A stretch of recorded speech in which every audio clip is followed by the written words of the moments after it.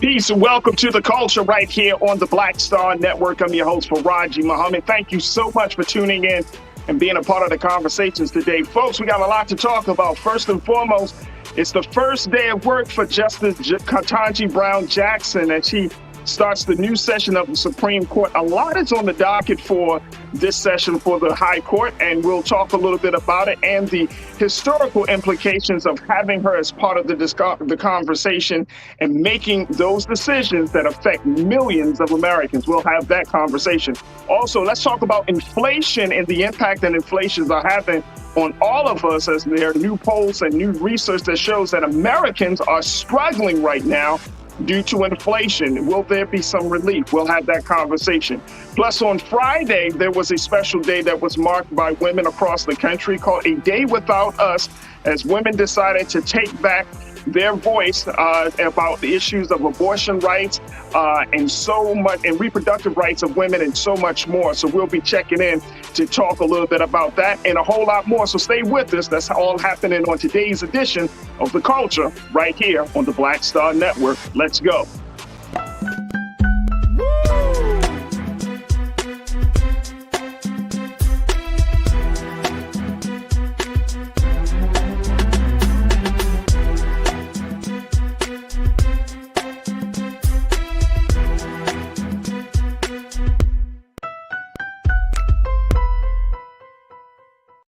All right, folks, welcome to The Culture. Welcome to The Culture and happy Monday. Thank you so much for tuning in to the show this afternoon here on the Black Star Network. I'm your host, Farajii Muhammad. Thank you so much for being a part of the conversation. We got a lot to talk about. Man, oh man, first and foremost, happy Monday. I hope you had a great weekend.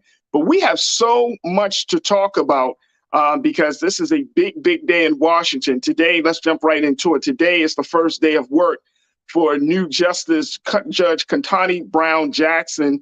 Now, if you see here, Judge Jackson is going to be a part of this session for the Supreme Court, the High Court of the land. And on Friday, you see a picture of her with President Biden and Vice President Kamala Harris as she gets officially sworn in and brought into the court.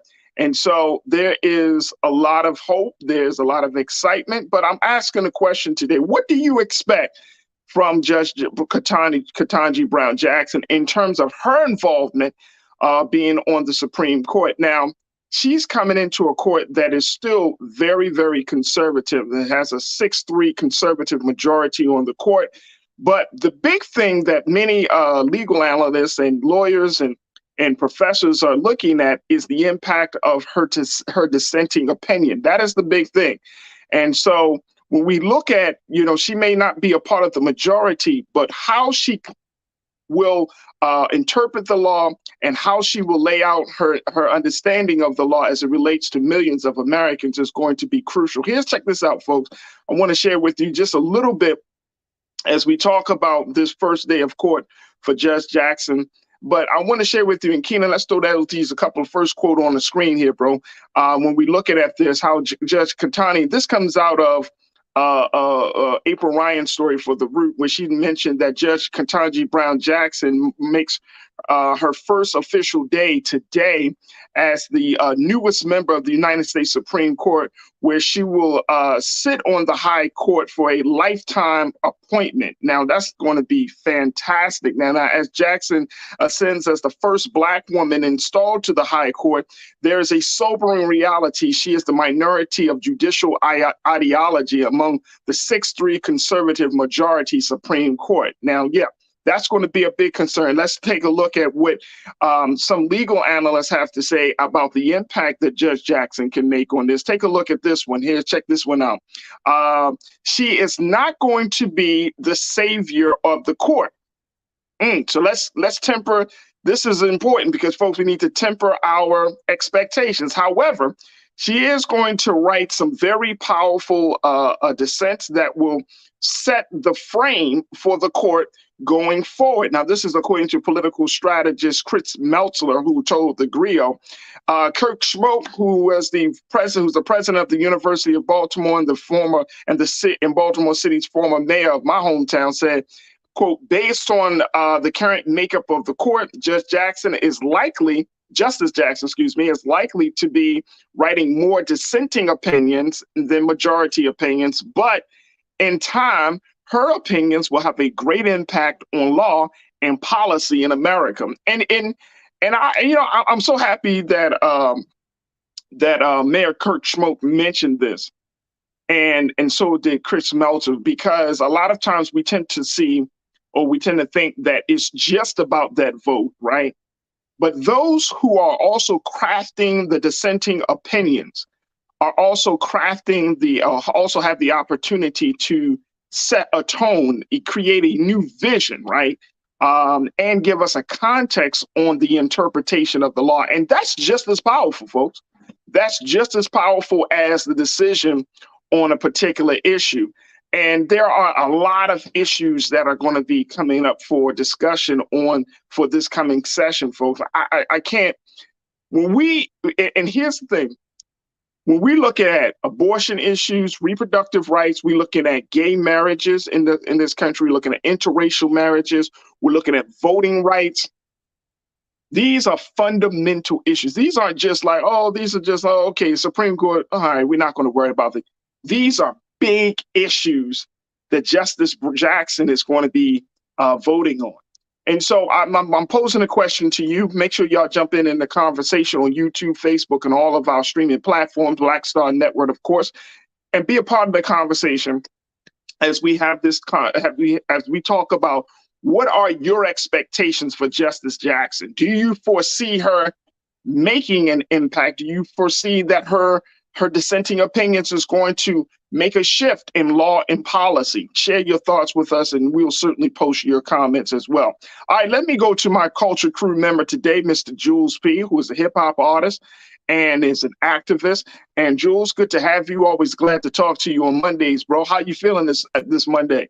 What's going on?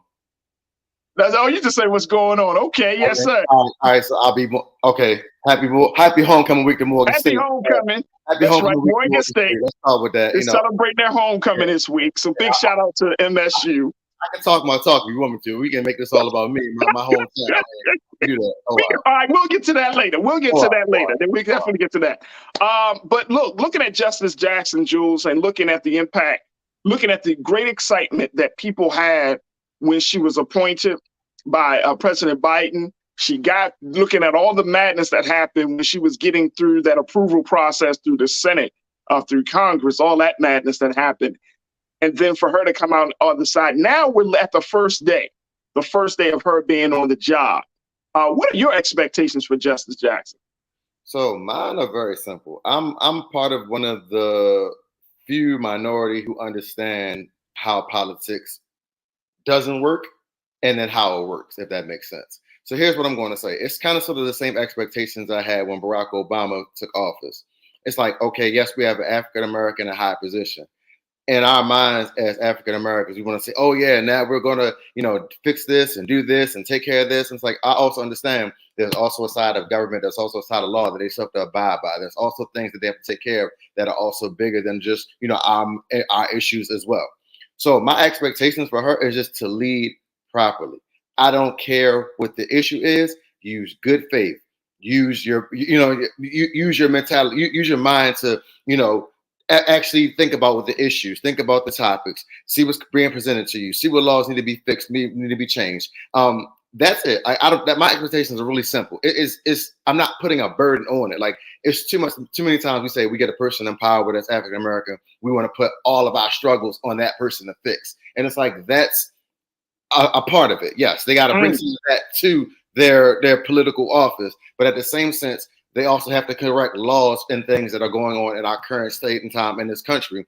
And I also want to see that being affected as well. And I feel like I should be able to trust in you to make the right decision, whether it affects me directly or not. Because I used to talk all the time. It's like, when Barack was president, it was a great win for us. But it's like, how much directly affected Jules? Like directly. I'm not saying what affected my community, what affected my state, what affected the East Coast. I'm saying how much directly affected Jules. I can't take that into consideration when the world is bigger than Jules. It's 6 million people in Maryland alone. I'm just one of the 6 million. So it's like, okay, What are you going to do to make sure that you're leading just, you're contrite with your arguments, you're contrite with what your opinions are, and you're standing forward and standing your ground? And that's my expectation. It's just that simple. Lead in good faith. That's it. I'm not putting any pressures on. I'm not saying, oh, you got to fix this or you have to eradicate that. Like, that's not my call. My call is to make sure that you're leading in contrite and that I trust in your voice. So when the issue does come up that directly affects our community or affects our culture, I already know based off your track record that you're leading with the right decisions and you're moving forward to make the best decisions on what you're ruling on. Yeah, I like it. I like it, Jules.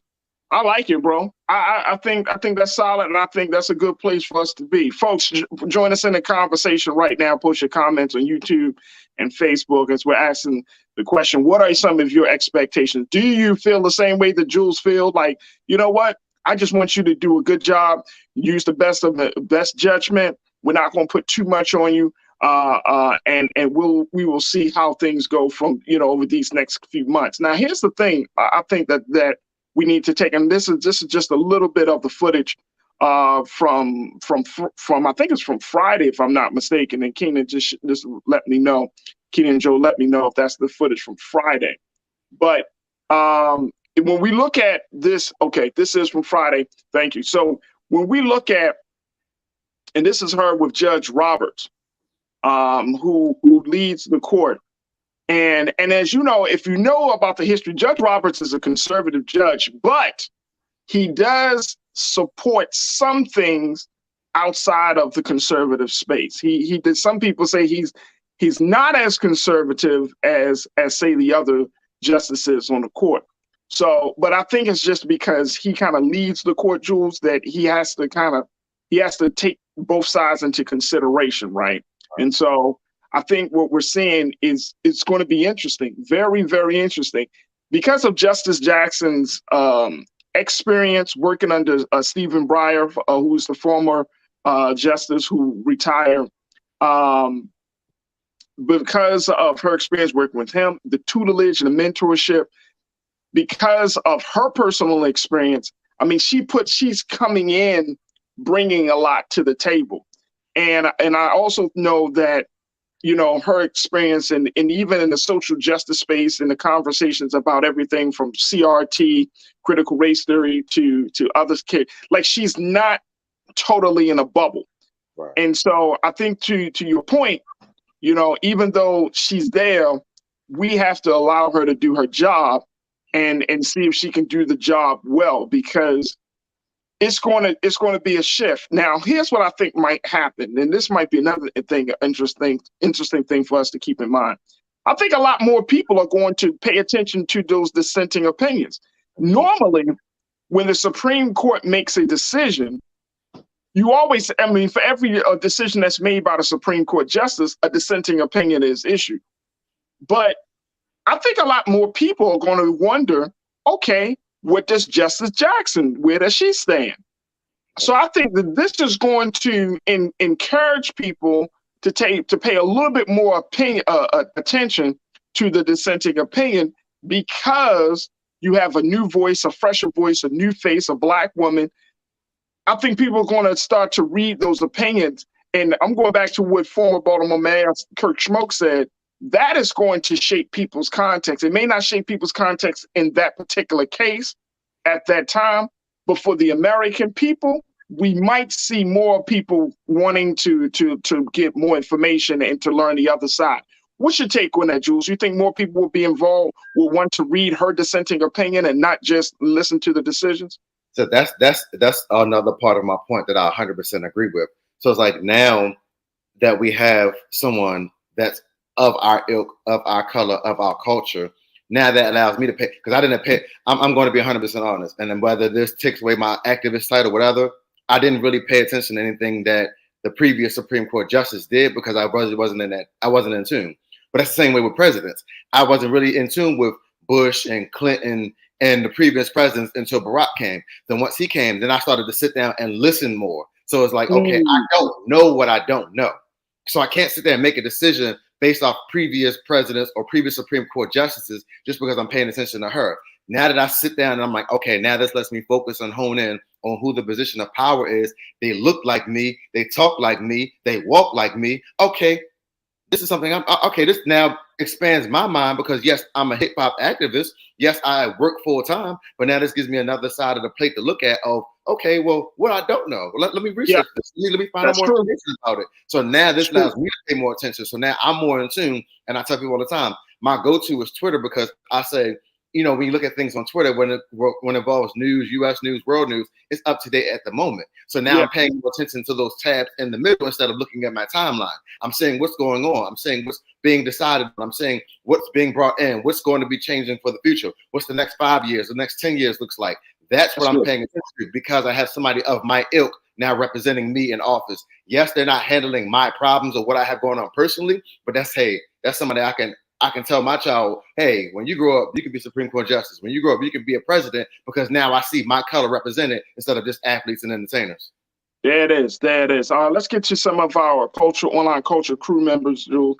And let me just throw this out there. I just read you talk about you getting your news and information from Twitter. I just read this weekend, Google put out some data saying that 40% of young people get their news, 40% get their news from TikTok. I don't even, The same platform where they have like funny segments and dance videos. Y'all get the news from. Okay. 40%.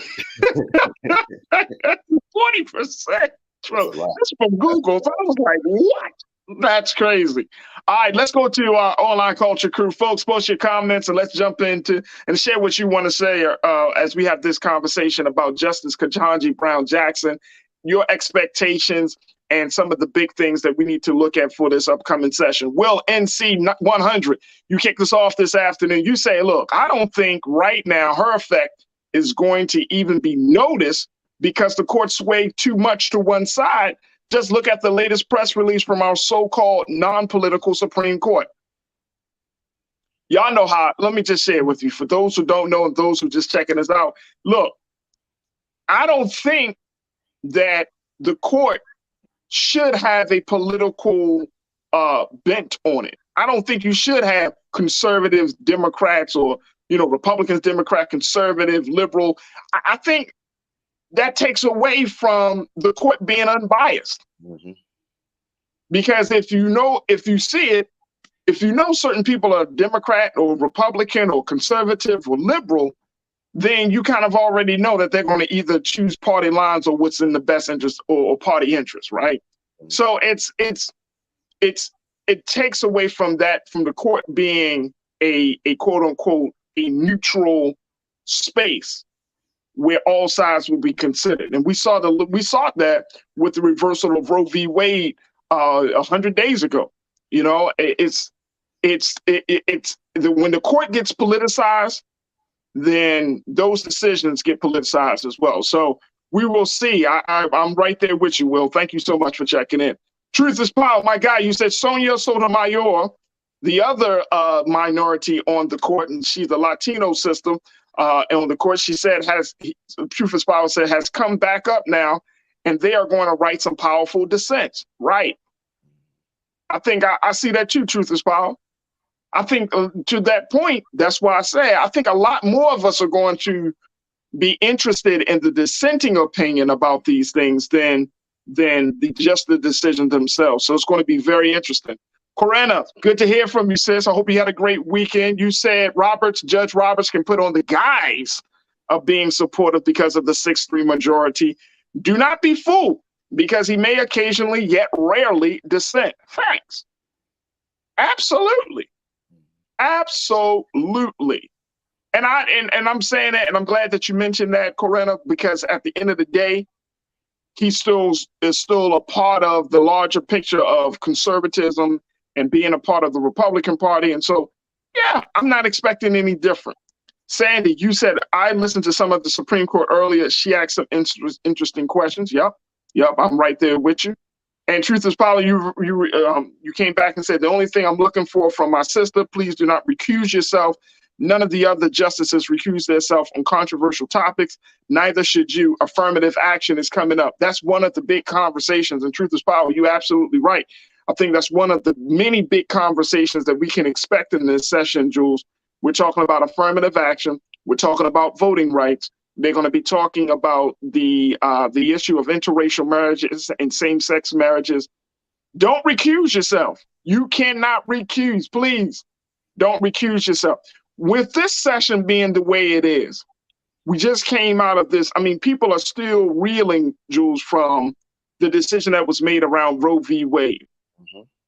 Do you foresee this court going into a more progressive space now when we're talking about, I mean, it seems like these topics, these issues are going to be a major concern for the country, not just for Black folk, but for the whole country. Same-sex marriages, interracial marriages, affirmative action, voting. These are going to be some big topics. And I mean, and a lot of these decisions were made 30, 40, 50 years ago. That's the problem. That's exactly the problem. And that's we might be looking at a situation, Jules, where the country might be going in a backwards direction with this court session. Right. Yeah. I think that like here's my stance on it. And again, to all our viewers, understand I'm not in the space of where I'm going to give you the excellent political knowledge. I'm just from a regular general sense of what I see, what I observe, and what I've been through.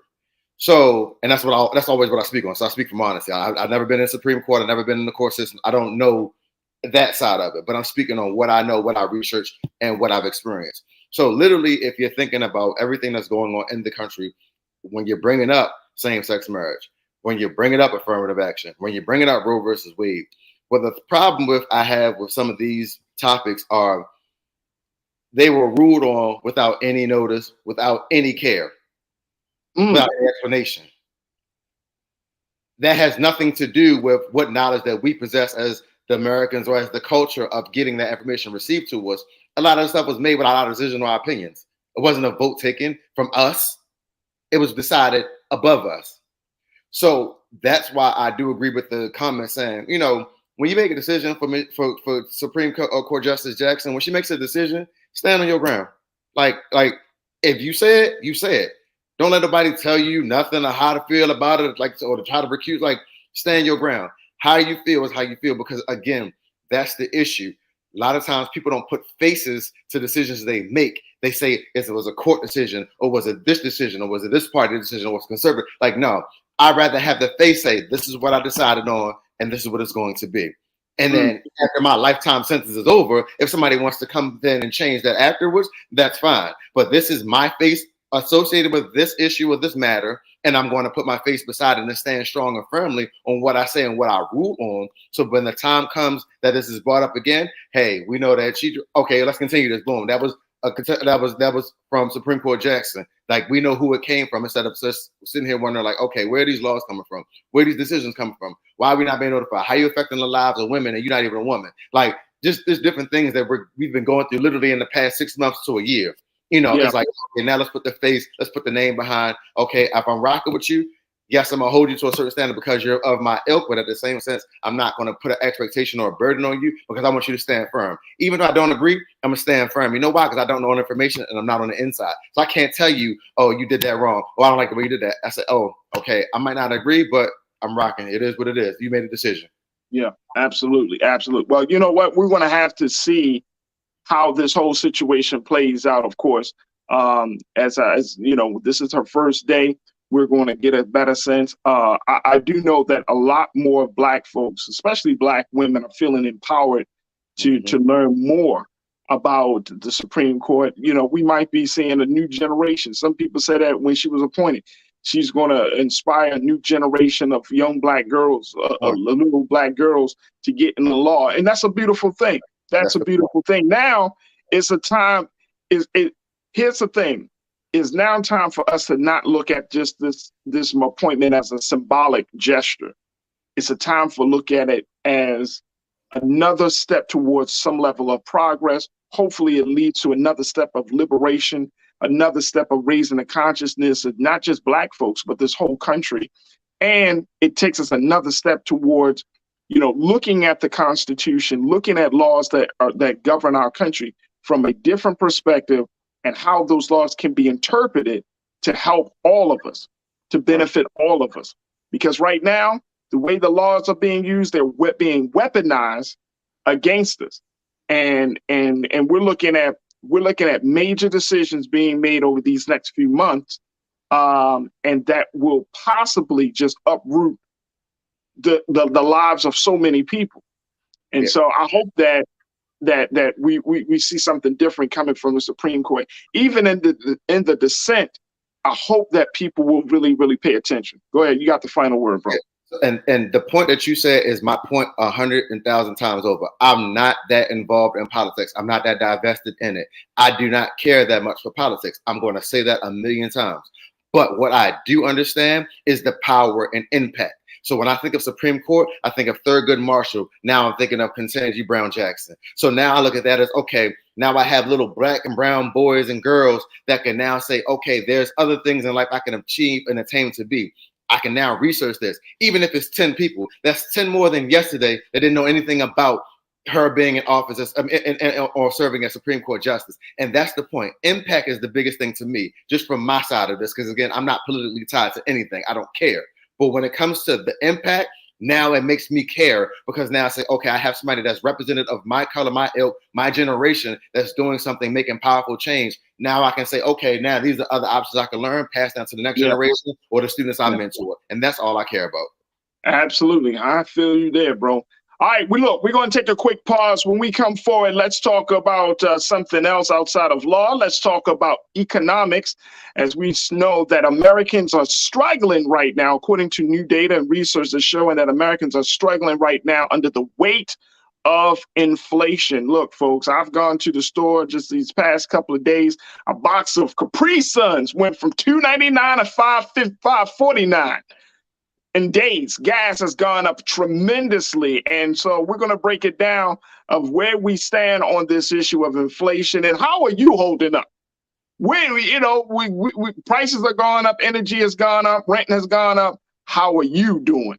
We'll have that conversation. So stay with us. That discussion is coming up next, right here on The Culture on the Black Star Network.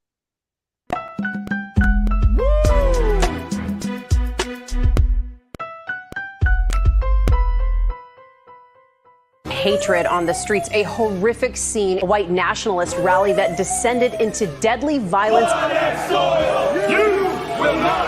White people are losing their damn minds. As an angry pro-Trump mob storms the U.S. Capitol, we're about to see the rise of what I call white minority resistance. We have seen white folks in this country who simply cannot tolerate black folks voting. I think what we're seeing is the inevitable result of violent denial. This is part of American history. Every time that people of color have made progress, whether real or symbolic, there has been what Carol Anderson at Emory University calls white rage as a backlash. This is the rise of the Proud Boys and the Boogaloo Boys. America, there's going to be more of this. Here's all the Proud Boys, guys. This country is getting increasingly racist in its behaviors and its attitudes because of the fear of white people. The fear that they're taking our jobs, they're taking our resources, they're taking our women. This is white fear.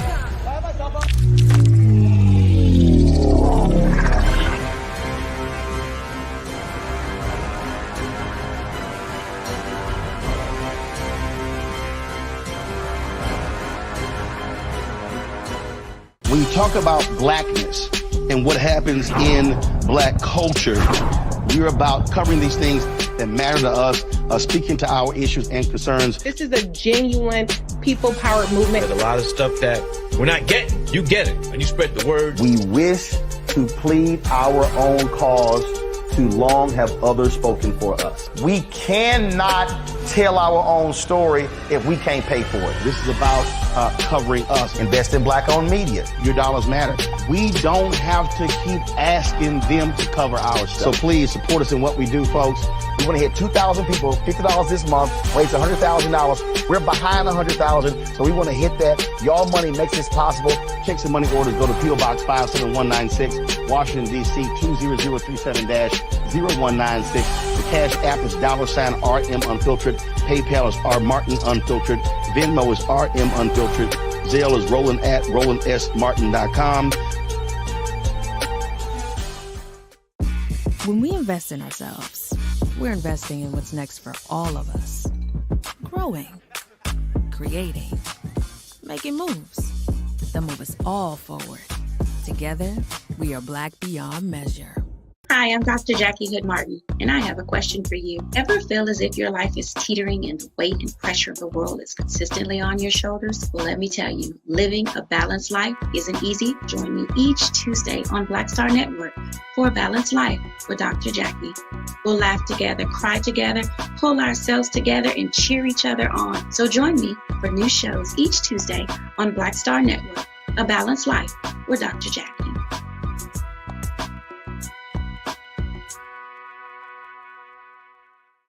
When we invest in ourselves, we all shine. Together, we are Black beyond measure.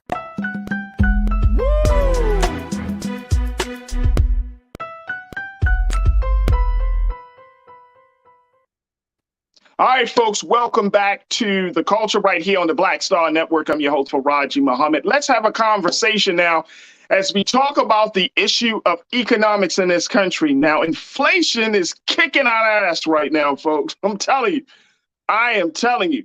And it is no wonder that, according to some of the latest research, Black families in particular are concerned about three things. Y'all can figure it out for me. Three things: food, shelter, and gas. That's it, folks.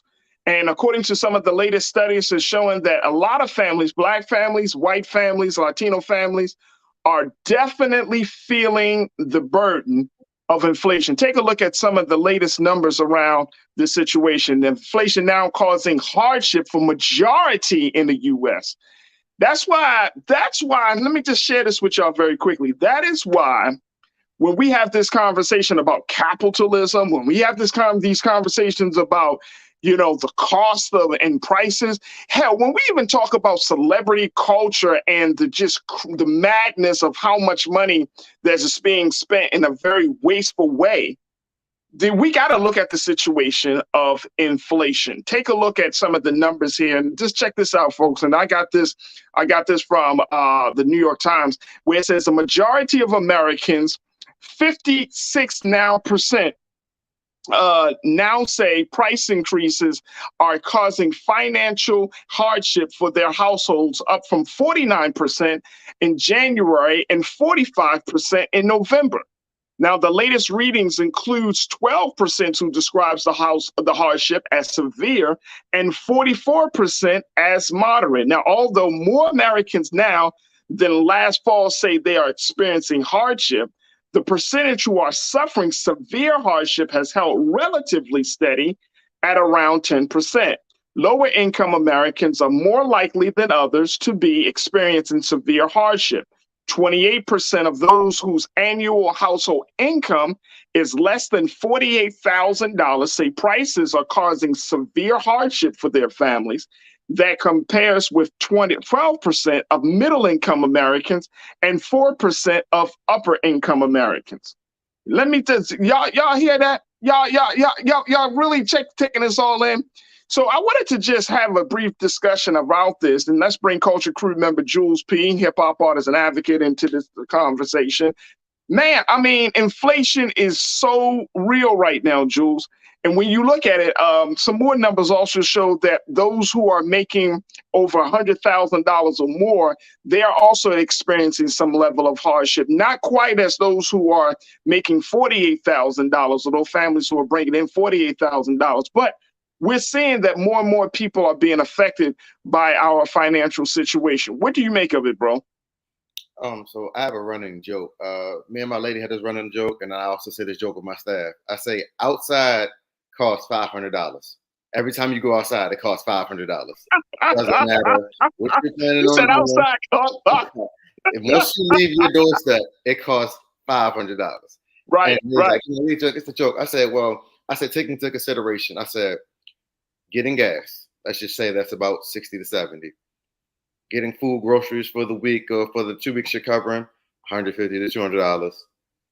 You got to go to a restaurant. You got to have wait, 150, 200 per week? I said per 2 weeks. I say like per 2 week time.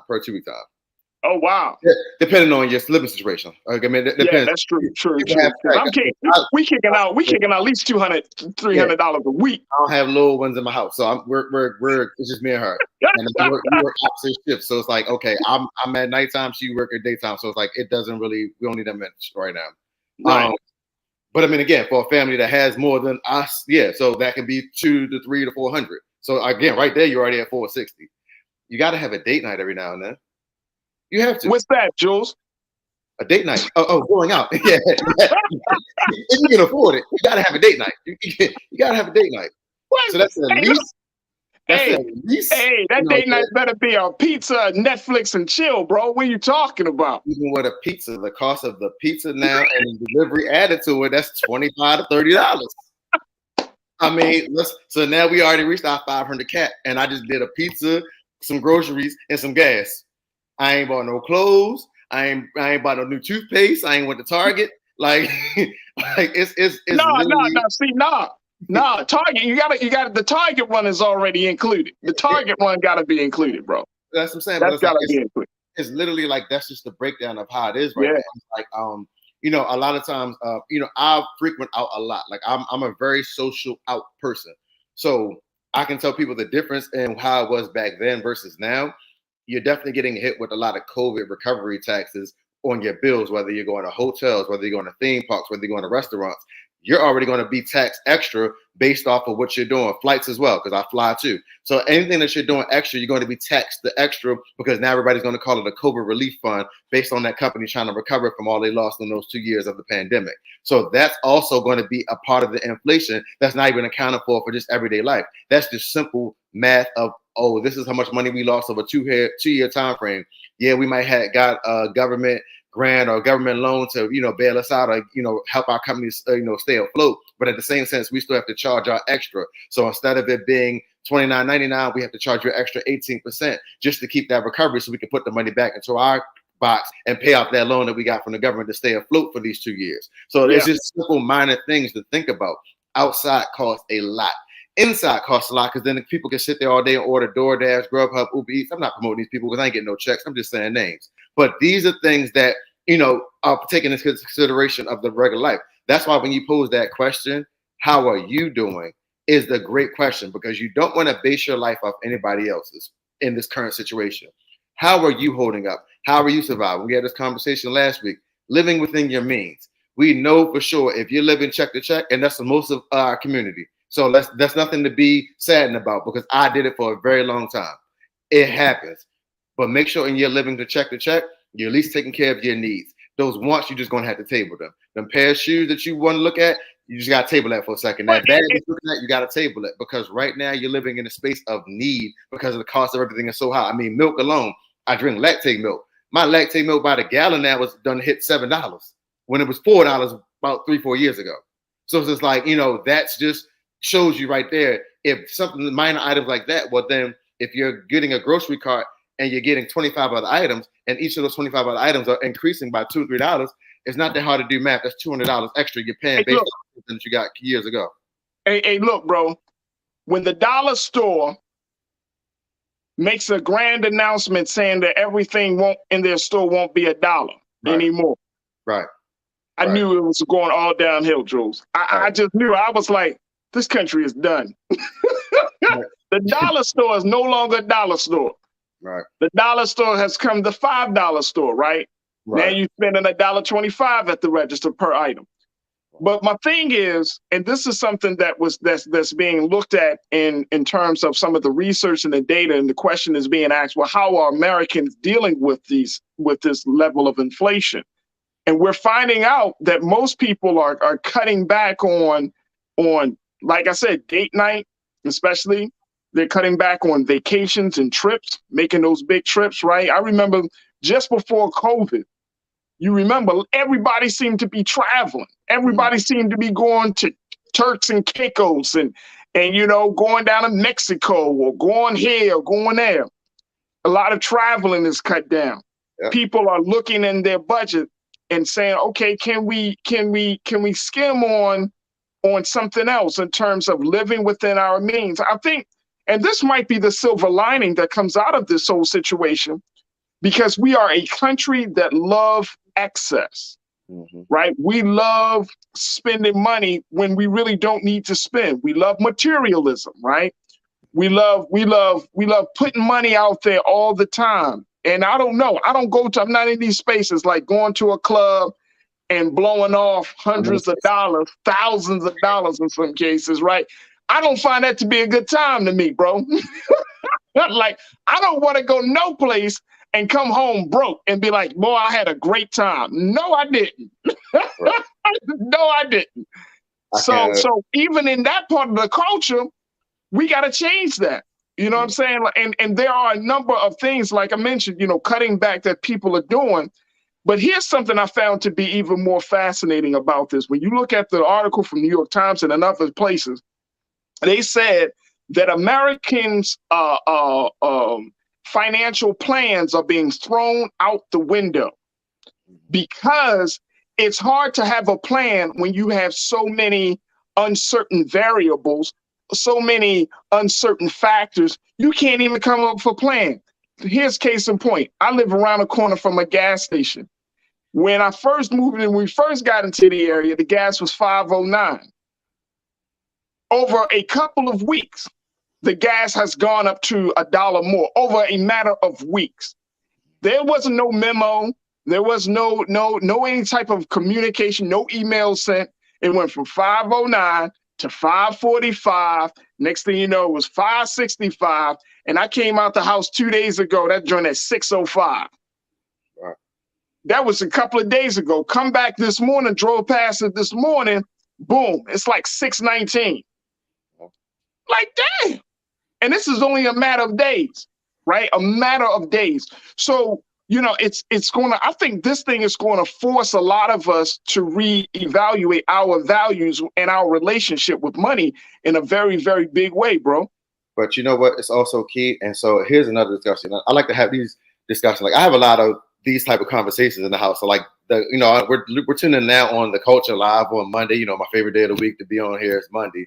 But I have the culture conversations in my household daily because I have a woman of the culture. So we just talk about these things daily. So here's one of the things that we used to talk about all the time. Since we're talking about inflation, since we're talking about how we're living, financial literacy is not taught to us how it should be. A lot of times when I can share from my personal experience. When I was in high school, economics was only a half a semester. It wasn't a whole year. So you did a half a semester of economics, and it basically taught you the basic values of economics, basic definitions, basic key terms. But I had such a great teacher, shout out Mr. Mace, that he showed us real life money, how the world works. And this is back then in 2008, because I'm lying, 2004, because I graduated 2006. I took economics 10th grade or 11th grade. So 2004, 2005. He made you do real life examples. Like, he didn't just teach you from the book. He showed you how the world works. He showed you recessions, if you're making this amount of money and then your rent goes up, what to do. That was key. I only had that class for a half a semester, but to this day, I still remember that because I say a lot of my friends that didn't have his class or didn't take classes of economic value, we don't have that same financial literacy. And when we don't have that financial literacy, people are like, well, you get it from the home. Well, how you get it from the home if your parents in debt? The thing I always say is, if we didn't come from money, I wasn't spoon-fed. Both my parents worked their whole entire lives. Worked my whole entire childhood. I didn't get a spoon-fed lifestyle. I saw my parents go to work two jobs at a time to provide just for the house and also provide for me. So it's like, at the same sense, it's like, okay, if that can't be taught from the house, I think it's more onus on education systems to provide that knowledge, especially around high school, because around high school is when I got my first job. So when I get my first job, I need to know how to budget money instead of, I got this paycheck now, I'm gonna go buy these Jordans, or I'm gonna go buy this cell phone, I'm gonna go buy this PlayStation, because I'm young. So I'm thinking that instead of thinking bigger and say, put some money aside, because when you get to college, you got to pay for books. Now, online now, but it's like these things that weren't taught to us back then. None of that was taught to us. So you had to either find out the information on your own, or you had to have a parent like mine, which the information I passed down to my girl's daughter is, hey, this is the financial mess ups that I made. These are the decisions. I'm teaching this because I don't want you to make those same mistakes. I'm going to show you what to do in these situations when you get to a low point. When you get some money, put this money to the side. You can have something to spend and have fun with, but cut some of that out and put it to the side because you never know what's going to come up. And I said the same way you're doing that now with gift money is the same way you're going to do it when you get older and you have a job. Everything that you give, your rent shouldn't be the same amount as your check. You need to have some money aside so you're able to live and breathe. Nobody wants to go home and go to work and that's it. You can't do nothing else. It happens to all of us. That's why we got to break those trends and break that chain of terrible financial decisions and mistakes that we made and our parents made so our children in the future don't have to make those same decisions. That's why I say financial literacy is the bigger conversation, especially when it comes to inflation. Hey, brother, Jules, I'm with you. I am with you. And I think this is the perfect opportunity for us to have some of those conversations, even the cultural conversations. I saw like Cardi B made a post of, she went on a live and she was talking about inflation a few days ago, right? But I'm like, but Cardi, though, you the same sister, though, Cardi, that be talking about getting an $80,000 handbag or something. So you gotta balance the situation out. And here's why. That's why I even push back on the whole celebrity culture. Because some of us are still trying to live like we celebrities during an inflation at a time when, you're not bringing in the money. Mm-hmm. You know what I'm saying? It just don't work that way. Unless you are you have the finances for that allows you to have that quote unquote disposable income where you can go out and buy a little extra stuff. You can take those trips. But we got to be cognizant now, and especially now, this is October. We're about to go into holiday season, right? Mm-hmm. And people, if inflation continues as the analysts and the experts are saying from the federal government, they're all over the place, they're saying that this thing is going to keep happening. We might see this, spill over until the rest of the year. For us as Black folks and for us just living in this country, we got to be knowledgeable and considerate that everyone's economic situation, financial situation is not at the top of the game, right? Why am I saying that? Because, as we go into the holiday season, I see this a lot, man. People like to spend extra money, spend exorbitantly, and then promote it. Bro, talk about it. Right? You know what I'm saying? And look, I get it. You happy you got your children gifts. I'm happy that you can get a nice spread. But trust and believe. And Jules, I want to have this conversation. Another part of this, it's like the same conversation that people are having about hip hop artists wearing big jewels out in the streets and all of those stuff. Like, we really got to understand, folks, that people are hungry. Mm-hmm. And let me tell you, human nature will compel you to do some harm to people just because they're hungry. And I'm saying that because as Black folks, we sometimes, I think we kind of miss the mark, bro, culturally, when we don't understand it or try to be considerate that the community ain't good financially. So we can't act like, oh man, yeah, I'm eating. Look what I got. Look what I'm buying. Look what I do. Look at me. And you're not understanding that, man. People are really suffering. Families are suffering. You know what I mean? Like, you got folks all in cities across this country, Black families who are trying to figure out day in and day out how they're going to eat. The research is showing. This New York Times article mentioned people are literally like 2 paychecks away, you know what I mean, from some level of financial ruin. Savings is going out the window because rising prices, because what we're bringing in is not keeping pace of what's going out. So when you got all of these dynamics, we just got to be more cognizant culturally that we're not adding fuel to the fire with our own madness, our own ignorance, because we're in a space now where even with this inflation, I think it's going to be a huge breakthrough for this country, Jules. And I might be wrong on this, but I think it's going to be a huge breakthrough for this country to look at the system of money, capitalism, and to look at how we deal with money, how we set prices. I think it's going to force businesses to look at how prices are set on products and services. I think this could be an opportunity for us to get into a space of reimagining and redefining what financial freedom looks like. because people are just struggling. When you got majority of Americans who are struggling in the country, then you got to ask yourself, well, is the current system, financial system that we are all governed by and experience, is it really working to our benefit? All right, let me just take a couple of quick comments from our online culture crew, because folks are checking in. Turner family, you said inflation only happens when too many people the system deems should not have money or access to money. Well, it's a part of that. It's a part of that. But I think that inflation, when you have goods and services, rather goods like raw products like gas and oil, I mean, when certain things happen, whether you're talking about what's going on in Russia and Ukraine and the impact of gas and producing and oil, the impact of oil in that part of the country, how it impacts what's happening on this side. Like when you start looking at it, because America, we're one of these countries, we get oil from one group, we get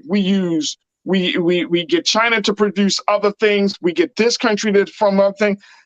And I know that one of the big things that Trump often, talked about is keeping everything centralized in America. And it may not be the worst idea, because now we're kind of open to the economic instabilities of other markets in other parts of the world. And as a result of that, we gotta figure, the country, i.e. the citizens of the country, us, we have to bear the brunt of economic instability around the world. You know what I mean? And if the government is trying to do its part, the Fed raised the interest rate by 0.75%, and other agencies are trying to figure out the best ways that Americans can handle money. Let me tell y'all the best way that Americans can handle money. Stop telling everybody can go ahead and get money. Start creating a different conversation, a different narrative of how we spend money, how we invest money, how we relate to money, because money don't grow on trees no more. And I don't know if the government just need a commercial to just say that money don't grow on trees. America is not in the same financial place that it was 30 years ago, 40 years ago, 50 years ago, where we can just splurge and do all of the craziness that we used to do. We're not there. We're not there.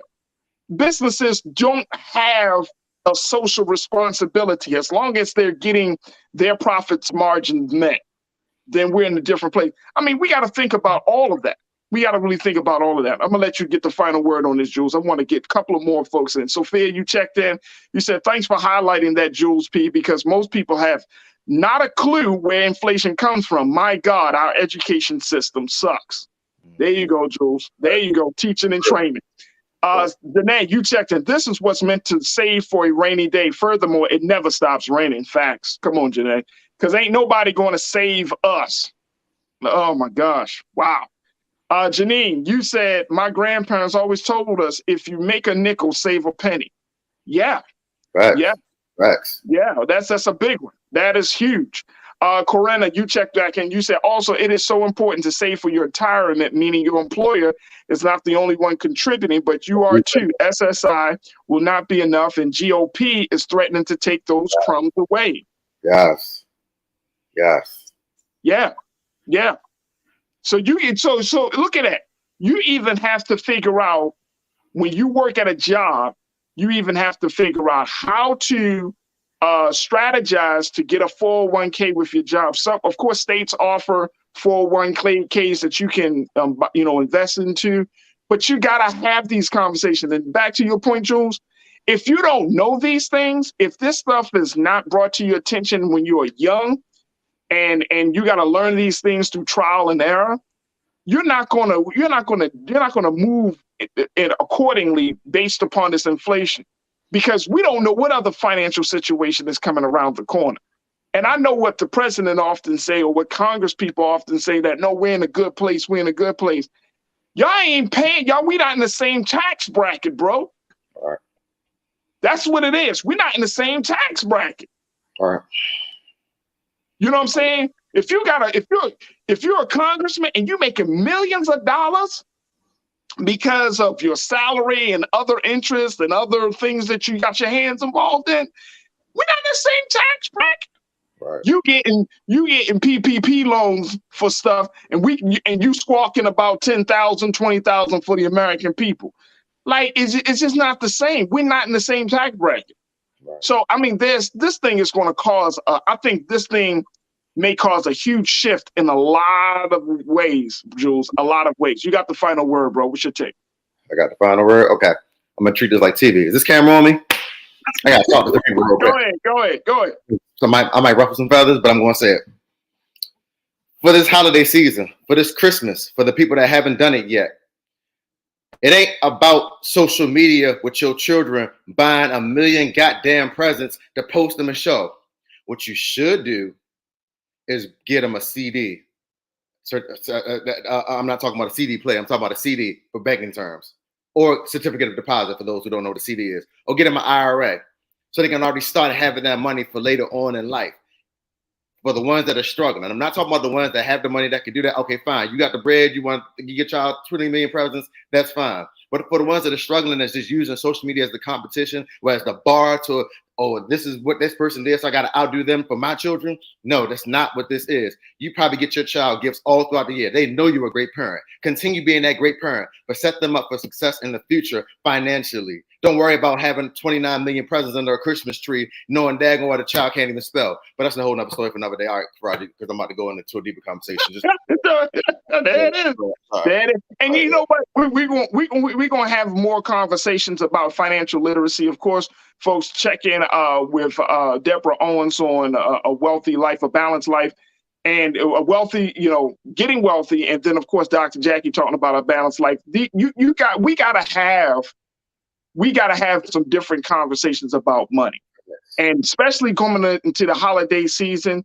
We really need to make sure that our culture is in a space where we can recognize that, look, man, we're in a different place than we were 10 years ago, 15 years ago.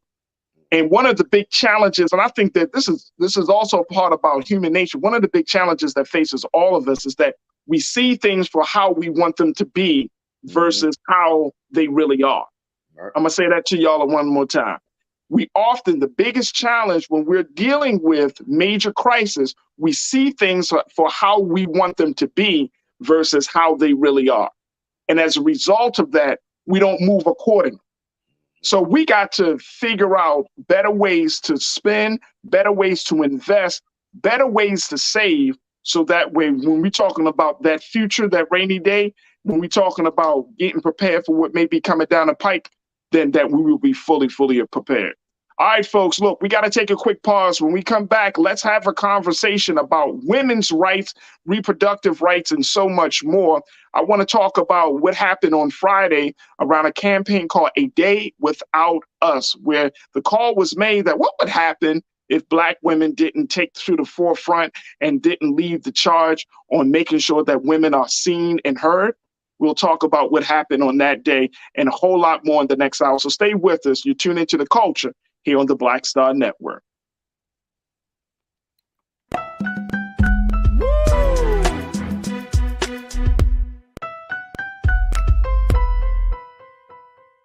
When we invest in ourselves, we all shine.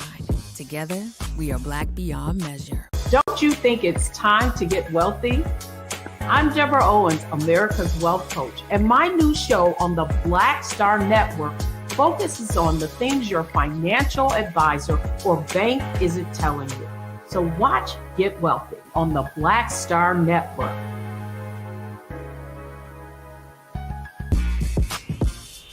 When we invest in ourselves, our glow, our vision, our vibe, we all shine.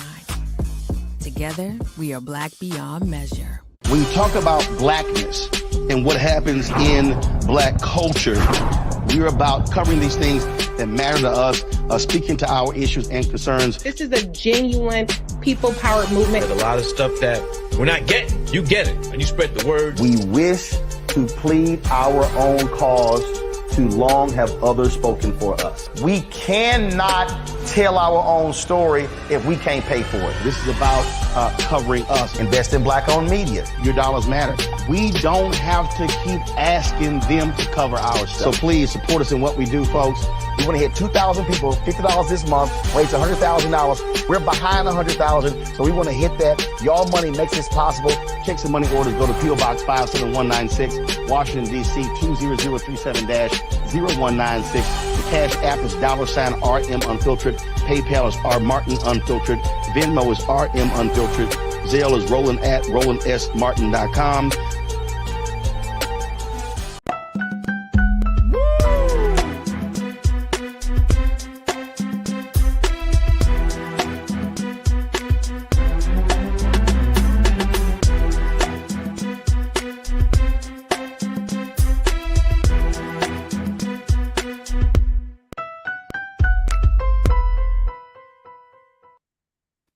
All right, folks, welcome to the second hour of The Culture right here on the Black Star Network. I'm your host, Farajii Muhammad. Thank you so much for tuning in.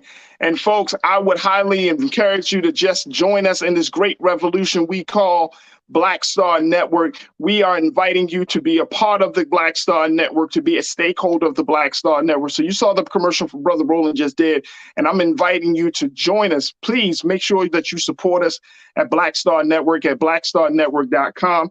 Black Star Network is the premier social digital space for Black content, for Black information, and we're working to becoming a 24-hour streaming service where you get this type of conversation all throughout the day, throughout the evening, throughout the mid-morning, the early morning hours, but we need your support to get to that next level. So support us right now at blackstarnetwork.com.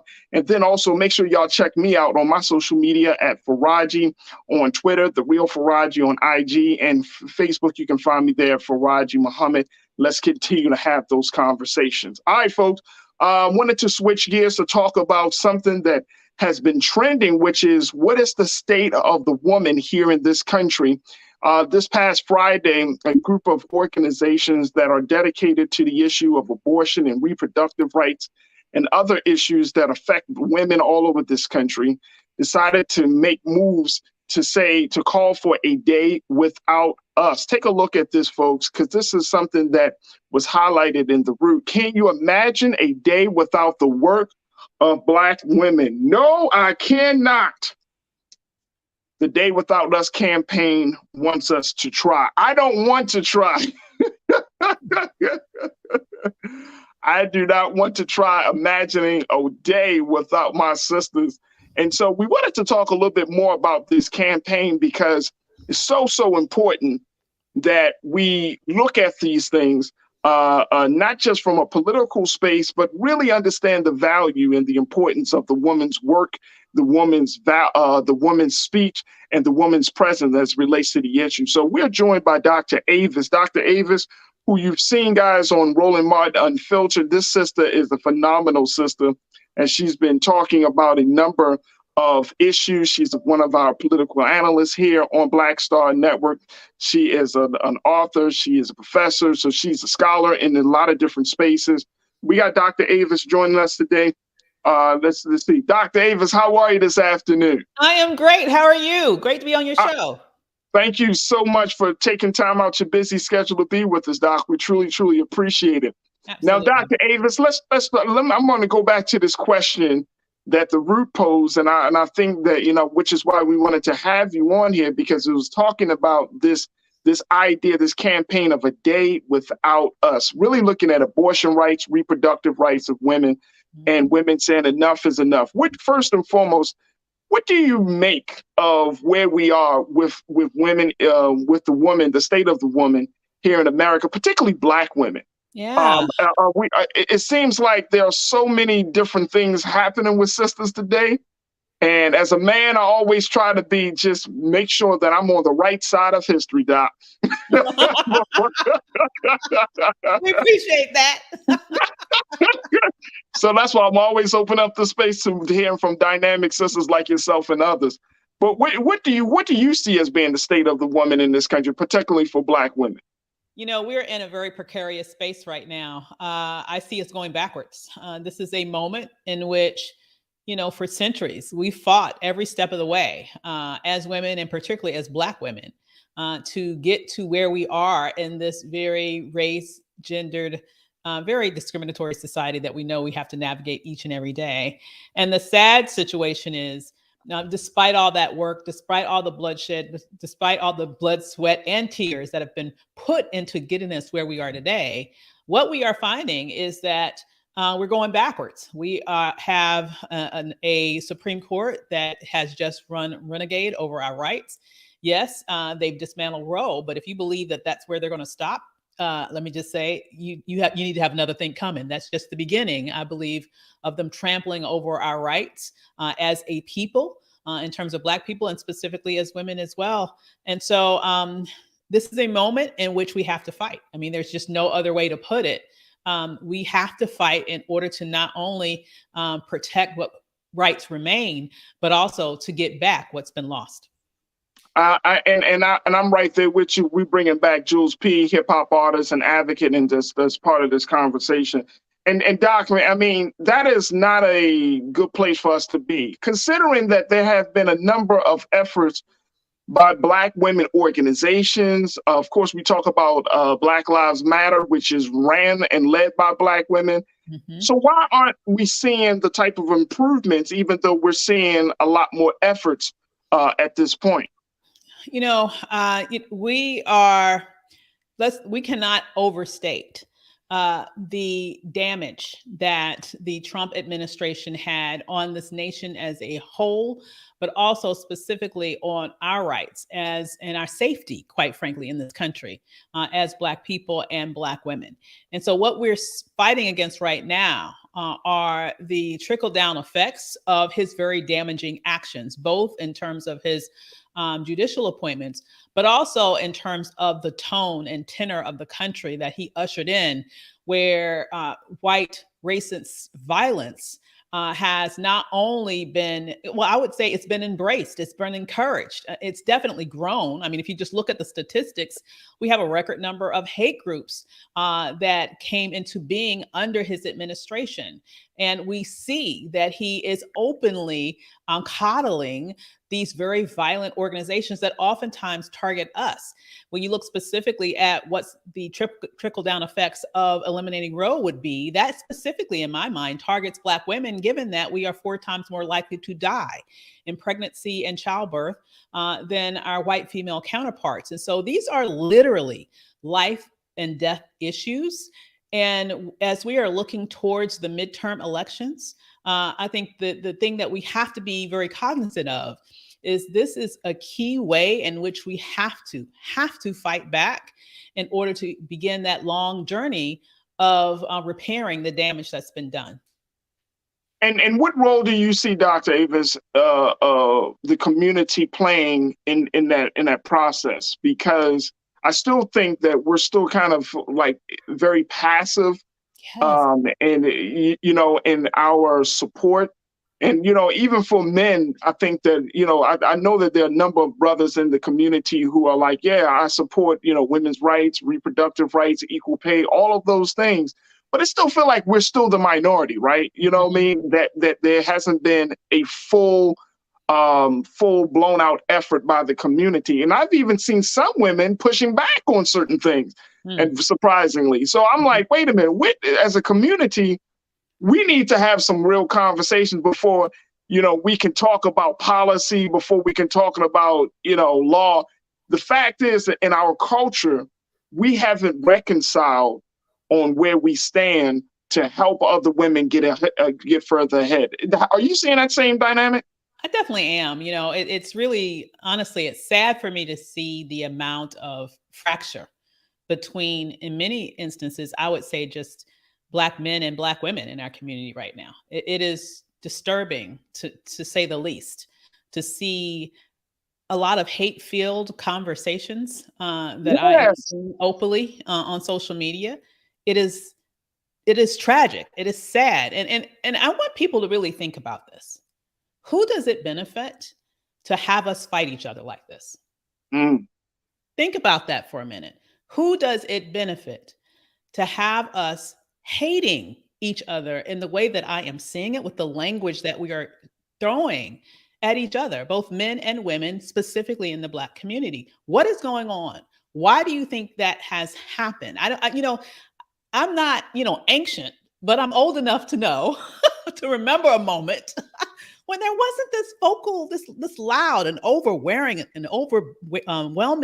animosity between us in these public spaces like this. Yes. And so it makes me wonder if there has been some specific targeting of messaging to the Black community, specifically to disunite us in this way, because when we are not together, when we are not unified, when we are fighting each other, that leaves the door wide open for other people to come in and do whatever they want to us, and we will not even notice that it's going on. Oh, absolutely. Oh, absolutely. And I would have to agree, Doc, that I would say within the past 10 years, the level of vitriol that we see communicated from men to women and women to men is it gets so bad. And I remember having conversations about men and women, relationships, and even, running a household. It's getting down to this issue of pointing blame. Yes. And I'm like, where do we, and it's hard to even on a space like this, it's like, I don't even want to have those conversations without having an expert voice, just simply because we got into our heads so many crazy thoughts about each other that it's like we need somebody to buffer or to help to debunk some of the mythology that we see that we have about each other. And I'm like, this is where did you get this from? And when we're looking at women, the value of women, this is going back to this campaign of A Day Without Us. Mm-hmm. And Keena, I want you to pop up on the screen, bro, just a little bit about what was reported in the Root as it relates to this day. Take a look at this, folks. When you're talking about A Day Without Us, this is an event that was, this happened again last Friday. Black women from several reproductive and racial justice organizations are challenging Americans to put down their work and come together for a collective day of action that they call the Day Without Us. An event which is being organized by advocates at the Frontline, Netroots Nation, and several other national advocacy partners also marks the 46th anniversary of the Hyde Amendment. And for those who don't know, the Hyde Amendment blocks federal Medicaid dollars, along with all other federal funds, from going towards abortion care, meaning Medicaid recipients have to pay out of pocket for care. Many Black reproductive advocates argue that keeping Hyde in place makes abortion care costs prohibitive for low-income folks who simply can't afford the hundreds or even thousands of dollars in out-of-pocket costs for abortion care. So when we're looking at some of the big policies, it's hard. It's hard for us to even get to that place if we don't find some consensus among each other first.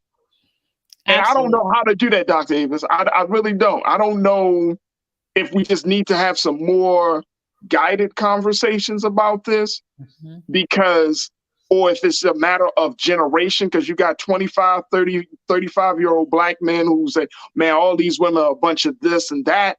And all these young ladies, like all these dudes or N-words are a bunch of this and that. Like, I don't know how we can even get to that place of talking about keeping the Hyde Amendment in place if we can't even see the value of ourselves just from personality. Oh my God, that's so true. And that's what makes this moment so potentially tragic. Well, not even potentially, tragic in my eyes. Because you might recall, you remember the studies that showed, for example, in the election that actually resulted in Donald Trump sliding into the White House, there were some studies that was done after that talked about all the money that was injected in that campaign from right-wing entities here in the United States, as well as even from Russia, specifically targeting the Black community with messaging that was meant to make us think that the person online was actually a Black person, but it wasn't. And that person, and they were targeting us with messaging to make us not want to vote at minimum, or make us vote for Trump. But the main thing was to make us not vote. They wanted to suppress our vote. And it was a very effective campaign. They spent more money on the Black community trying to suppress our vote than on any other community. For example, than they spent on the white community trying to get them to get out to the vote, for example, for Donald Trump. Now, here is why I'm bringing that up. As I alluded to, these types of vitriolic leanings, to me, they are a somewhat recent phenomena, and it's tied to so much in our culture, but it makes me wonder, it makes me feel like we're getting played. Are we not seeing the same? Is it possible that the same sort of activities can be going on right now, injecting, if it's not complete trolls like was the case, or bots like was the case previously, are people being paid to inject specific vitriolic venom in this space, one against the other? Because what you said is absolutely correct. When we are busy fighting each other, name calling each other, hating literally each other, then guess what? They get to run amok in terms of all of their policy goals that they have, that they're going after. And you're exactly right. How can we unify around helping poor women be able to access reproductive freedom and reproductive justice if we sit in here calling each other every name but, child of God, as my mom would say? It is crazy to see what's going on. I mean, I was speaking to my assistant about this the other day. I feel like right now we are under attack as a community. We are at war, or we have entities that are at war against us, but we don't even realize it. And you can't even win a fight if you don't know that you're in a battle. You can't win the fight if you don't even realize you're in a battle. And my fear is that right now we are in this battle and we don't even know it. And that means that we're going to lose. Absolutely. Jules, I want to bring you into this conversation as well, and share your thoughts. Pose your questions to Dr. Avis Jones, the Weaver, who has always talked about these issues on Roland's show. But looking at the big picture, Jules, we got a lot of work to do, and it's important that Black men stand in support of Black women, not just in words but in deeds as well. Right. So a couple of things that Dr. Avis brought up, and I think they were key. So when she started talking, I started thinking about coming from different communities. So our former community I lived in the city, it's like when you look around, all you see are liquor stores and you see, corner stores. Those are the type of things that are trying to implant into that community to keep that community doing what it's continued to do, so it doesn't focus on trying to get out of that situation. And that's the same thing I feel like it relates when talking about women's rights. It's like when she's saying that, we're fighting against each other so much as far as the culture because we're implanted with what's been given to us around in our spaces via social media or via our actual lives. And so much is being brought to us negative that's around us that all we know is the negativity. So instead of trying to fight for what's right to get out of those situations, we're continually battling against each other. And then there goes the issue at hand being taken away from us again, of women, of Black women. Now is no longer going to be on the forefront because we can't even focus on getting ourselves out of these situations because we're now battling against ourselves. I remember a key story I used to tell people all the time. It's like when I did a lot of my community activism work, if you notice, a lot of times I don't associate my name with but so many different community organizations. The problem with that is because everybody wants to be the leader to fix the community, but nobody wants to come together and say, hey, we all got the same ideas, let's work together. No, there's always a power struggle. So somebody has to be on top. Oh, this is my idea. This is who I bought. Instead of, hey, they're doing the same thing I'm doing. They're doing the same thing we're doing. We all working the same goals. Let's push the goal together. But it's too many minor organizations all doing the same thing. Look how many organizations in the city. Look how many clubs and different things are trying to push the same agendas, whether it's for women's rights or for urban rights as well in these communities.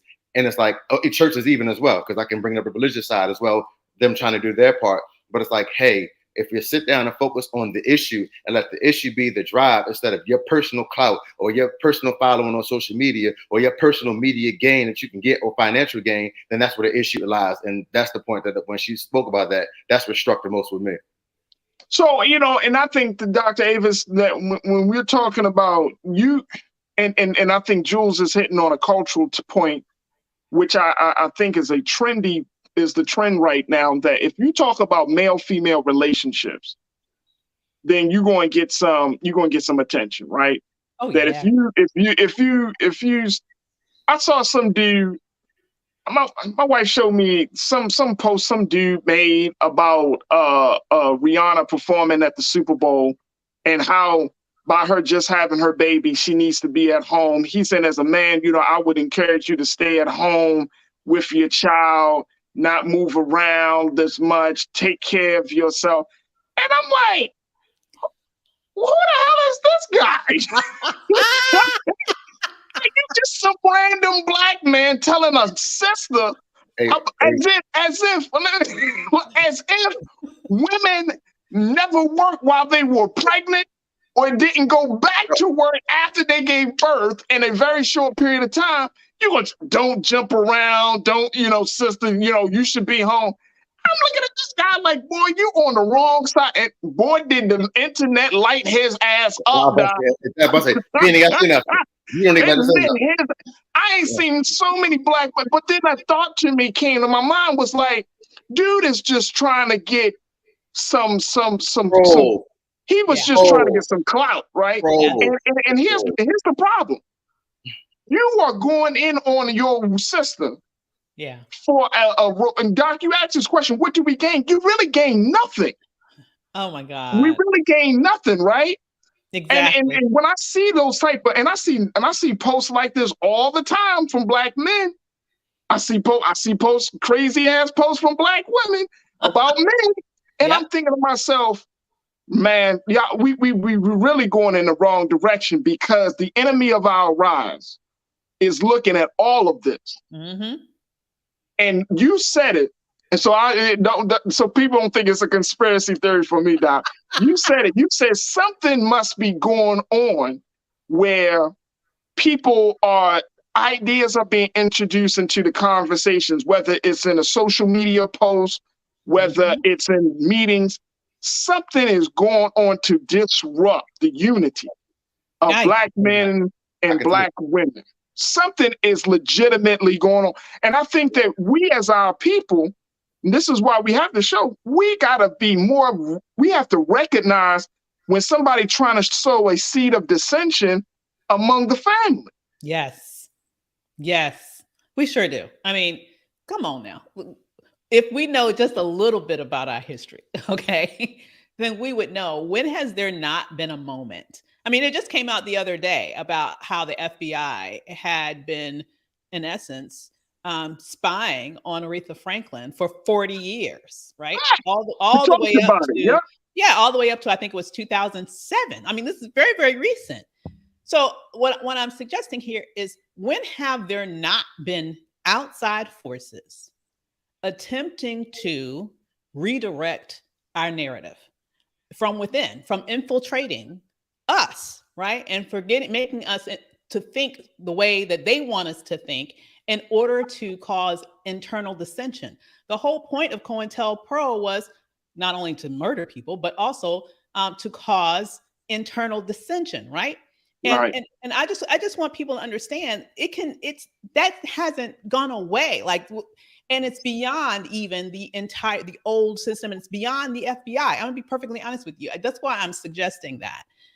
I think about my parents. I think about that generation. I don't even have to think that long back. I mean, I'm just thinking about old school hip hop, like my era of hip hop in the 1980s, for example. That's how old school. That's some real old school hip hop. So, in that moment, even if you're just talking about hip hop and how what the focus was, what we talked about, the focus on history, on improving our self-esteem, on knowing who we are, on respecting one another as men, as black men and black women, and the very intentional shift in the direction of the music and the messaging that was then infiltrated into our culture from that very intentional shift. And you think about so many things that have happened since then in terms of what's going on in social media. My suggestion is, we do have to be more discerning about what we are hearing in these public spheres, and then be able to critique who benefits from us believing this. And when you start to think in that way, then you can have a more critical eye at the information that you are being spoon-fed, and be more selective about what you value and what you don't pay 1 second's notice to, so that you won't get caught up in that system of hurting ourselves so that other people can win. Well, I see a couple of things, and Jules and Doc, I would love to get your take on this. One is, I think now we're at a place where Black men have a different value system than Black women. We're seeing things differently as it relates to community, as it relates to family, as it relates to ourselves. So our value system seems to be misaligned from each other. The other thing is, we're seeing that because, and I've been wanting to talk about this, Dr. Avis. There's been a recent book that's come out called Of Boys and Men. And Of Boys and Men, the author talks about how the status of the man, not just Black man, but the man in America, is on the decline, whether you're talking about in the educational space, the social space, the economic space, that we're seeing men on a decline, and so much so that men no longer feel motivated to lead the household, to lead the communities. And we suffer, and we're seeing what they call an aspiration gap, where men don't have the same drive and ambition and motivation as women. So I'm seeing all of these things in play, and I'm thinking to myself, Dr. Avis and Jules, like, that just goes to show us the misalignment. We got the values issue. Now you got men who the country is looking down upon, not just Black men, because white men are suffering too, right? Latino men. But we're seeing that men and manhood is under, for lack of a better word, is under attack, so much so that men just don't want to be men no more. Men don't want to be the support. Men don't want to be the backbone. Men don't want to be the foundation. And so women have to step up to lead. Women have to say, I want autonomy of my body. Women have to say, I want to be paid more, without the voice of a man behind them. And I'm wondering, with this trend going, are we going to see a different America in the next 10 to 15 years? We often talk about the idea of a woman not being president, but I can see that happening. I can really see that happening, because people are losing faith and hope in men. Interesting. Jules, what's your take, bro? You ready? Because I'm ready, Jules. I'm ready. Okay. So I hear about it all the time, and I see it often. So preface myself, my comments are just pertaining to me and my spaces, so nobody take offense. I came from a Black woman. I was raised by a great Black woman. I have a great father. Let's not take nothing from that. But I grew up in a single parent household. So my mother did a lot to make sure that I was on a straight and narrow to get to where I had to get to in life, to the stage now. Because I'm on the culture. So obviously I got some little intellect to be on the show to talk and discuss and a myriad of topics, whether it be politics, sports, women's rights, whatever. I can talk it because of what I was raised by, what I was seeing, and what I seen growing up. The conversations that I hear a lot of times in this day and age, and I'm sad to say, but I'm going to say it, is about the lack of the power of the respect of the man. The men now are soft. SAWFT, soft. Okay? And that's what Black women have to deal with on a consistent basis. They don't want to work. They don't have no ambitions. They don't want education. Some not even raising their children. And that's the problem that's keep on happening. And that what's happening is you're having more and more generations create more and more soft men.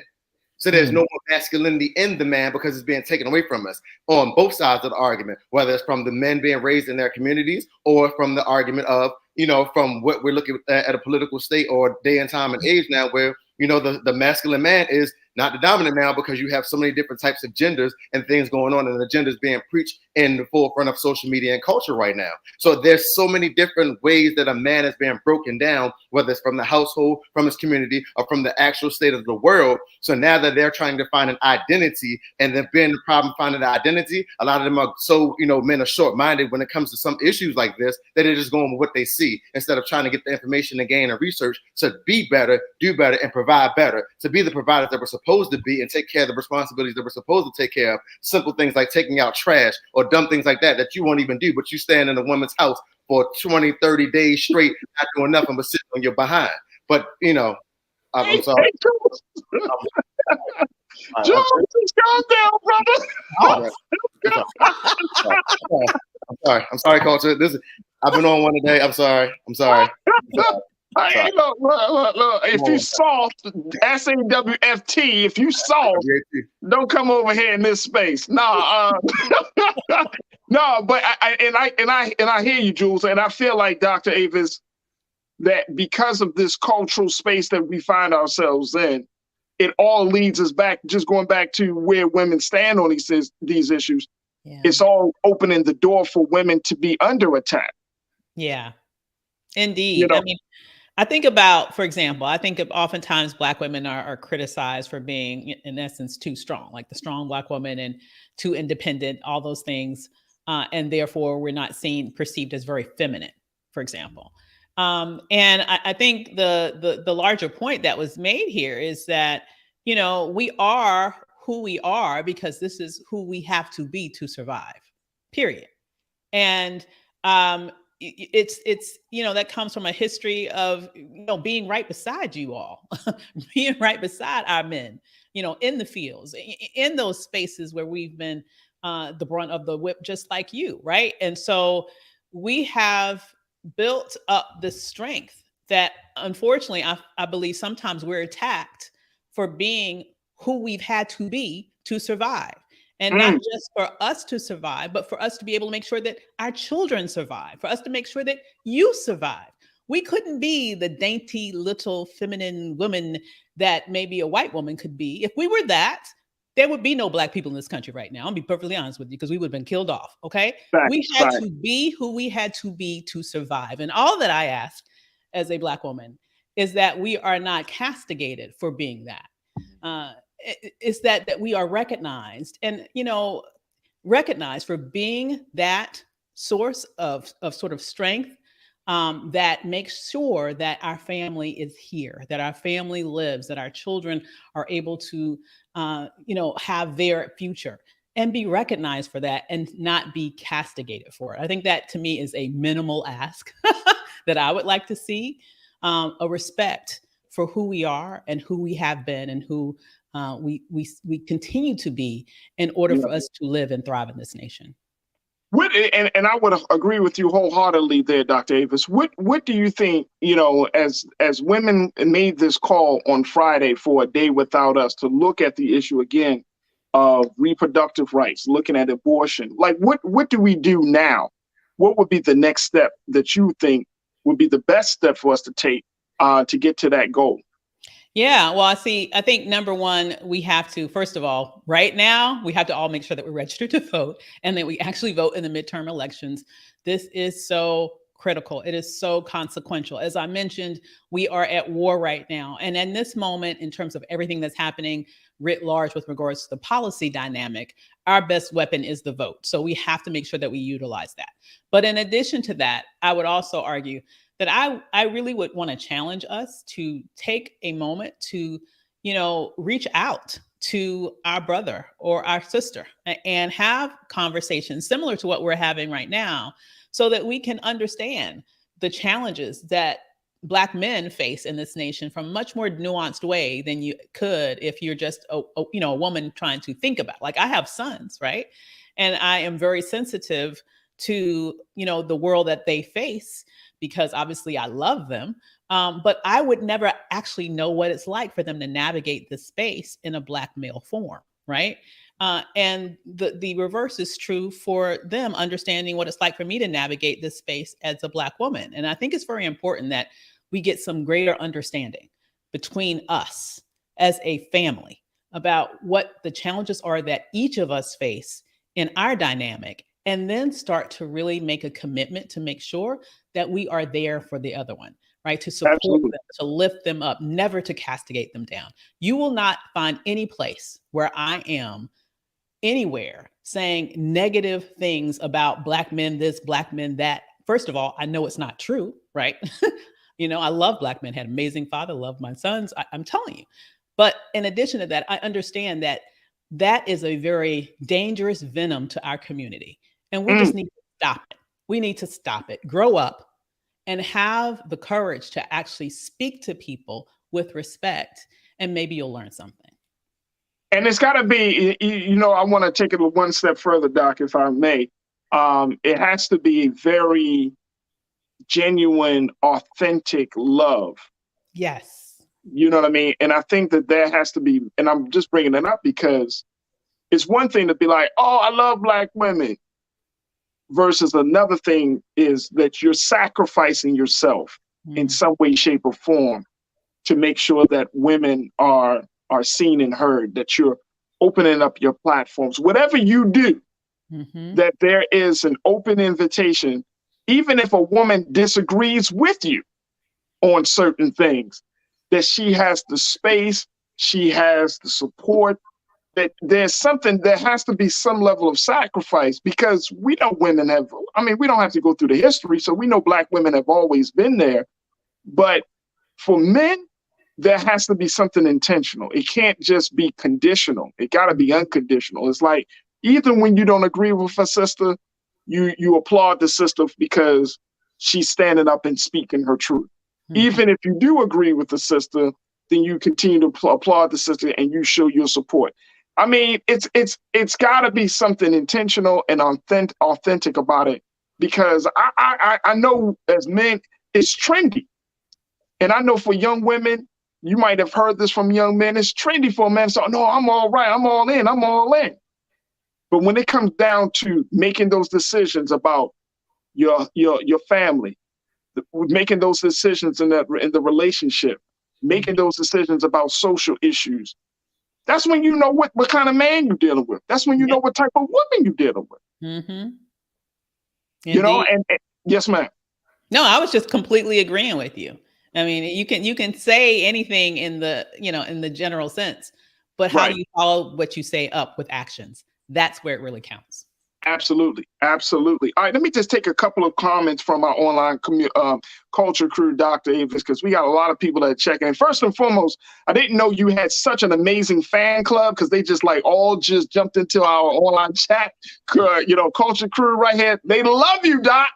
They watch you on RMU. They love you. People getting the heart emoji. Dr. Avis. Hey, everybody. They love you. Look, check this out. Taylor, you checked in and said, agreed, the social media informed generation is the perfect playing ground. Yup. Jules, you talked about that. We all getting played, as Dr. Avis said. And we might just have to start jumping off of the offline when you see certain conversations brewing. Don't get involved. Don't read the comments. Matter of fact, drop a jewel and say, hey, this is adding to the division, something. But we got to definitely see that we're all getting played right now. Brother King Lee, you checked in and said, right on, Sister Avis. I think many of us are being played through trolls, etc. Yep. Tiana, you checked in. You said this conversation needs a whole hour. Well, we gave it about 30 minutes. So, y'all can have the other 30 minutes offline. But Tiana, I appreciate you. And you're absolutely right. There's not enough time to talk about how do we mend the differences between the man and the woman. McCole, you checked in. Good to hear from you, McCole. You said Black men and Black women must work together. We must love each other and support each other. There is an agenda to keep us divided. We are stronger together. Absolutely. Absolutely. Best way possible. You said touchy subject, but we got to talk about the decline of Black men in the family structure. Facts. We do have to talk about that. But I think, and here's the thing, when we talk about those things, how we talk about those things matters. Yes. And I'm saying that if a woman is like any woman who's sharing with you her heart, don't just bring up the stuff that's on your heart. Just listen, bro. Just sit back and listen. If a woman is saying, I want to have a talk about a day without us, Don't be like, well, what about the Black Man's Day? Don't all lives matter us, in other words. Right. Right. Now you're taking away. Now you're messing up the issue. Exactly. Joking something like Negro, you ain't even think about a day. Now, as soon as we talk about our day, you talk about, well, where's my day? Like a kid, where's my toy? I like the Dr. Davis. Don't all lives matter us. Thank you so much. P. Jackson, you said women present a more masculine energy to be a boss, and more men are displaying more feminine energy. And that's not by nature. Mm-hmm. That's by design. Mm-hmm. That is by design, folks. We're not, look, we can't act like certain things aren't happening around us. We got to look at that. P. Jackson, thank you. Rashida, guess you said Jules P. sounded like he was rapping the issue. Love it. Yep. Yep. And the best way possible, you also said Dr. Avis doesn't allow those black gender wars on any platform. I love her perspective and appreciate her efforts. There it is, right there. There it is. Dr. Avis Jones the Weaver, we are truly, truly appreciate you. We know you've done on a hell of a lot of great work. A women empowerment expert. You teach folks about career and about making the best decisions. How do people get in touch with you? Because it is women and sisters like you that's going to take the culture to the next level. And that is taking the culture to the next level. So how do we get in touch with you, sis? I appreciate that. So you can all log on to dravismentoring.com and find out more about me and what I do. Excited to see you over there. You can also find me on Instagram, same place, Dr. Avis Mentoring. And Doc, if you don't mind, we would certainly love to bring you back on because you are a dynamic voice to these discussions. So thank you so much again for your time. We truly appreciate it. Thank you. Thanks for having me. Absolutely. All right, folks, we got to take a quick pause. When we come back, let's talk about some trends, posts, and doing the most. And so stay with us. That's all happening on today's edition of The Culture. We'll be right back.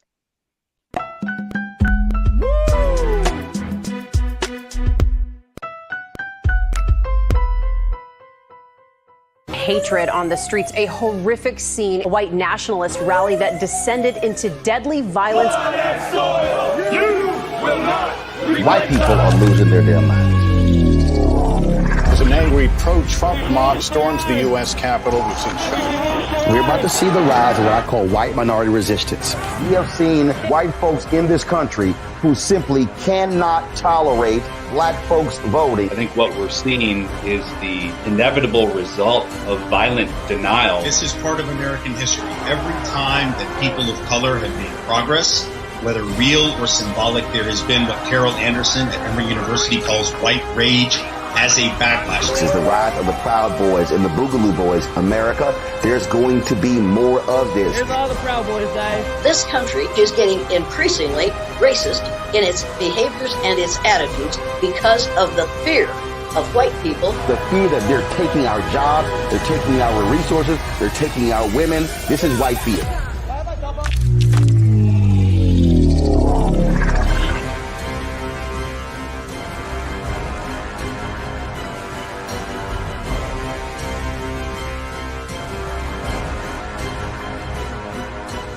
When you talk about blackness and what happens in black culture, we're about covering these things that matter to us, speaking to our issues and concerns. This is a genuine people-powered movement. There's a lot of stuff that we're not getting. You get it, and you spread the word. We wish to plead our own cause.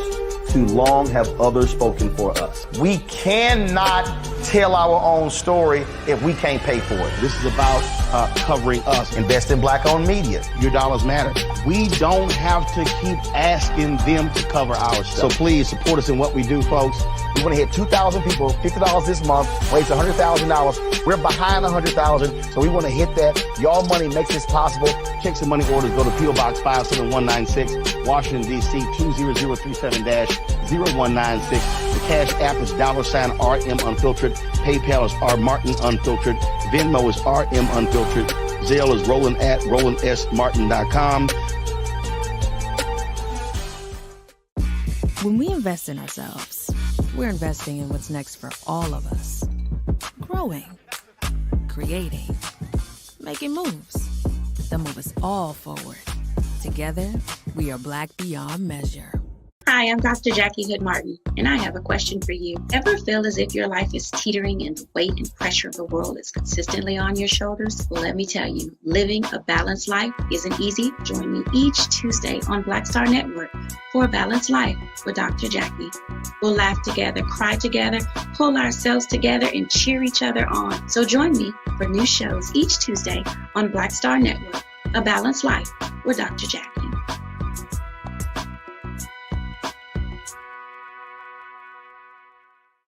When we invest in ourselves, we all shine. Together, we are Black beyond measure.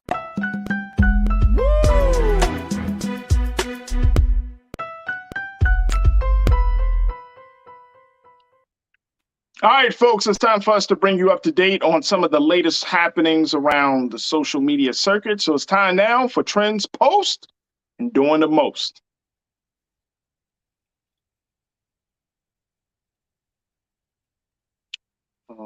Thought I was going to get my intro.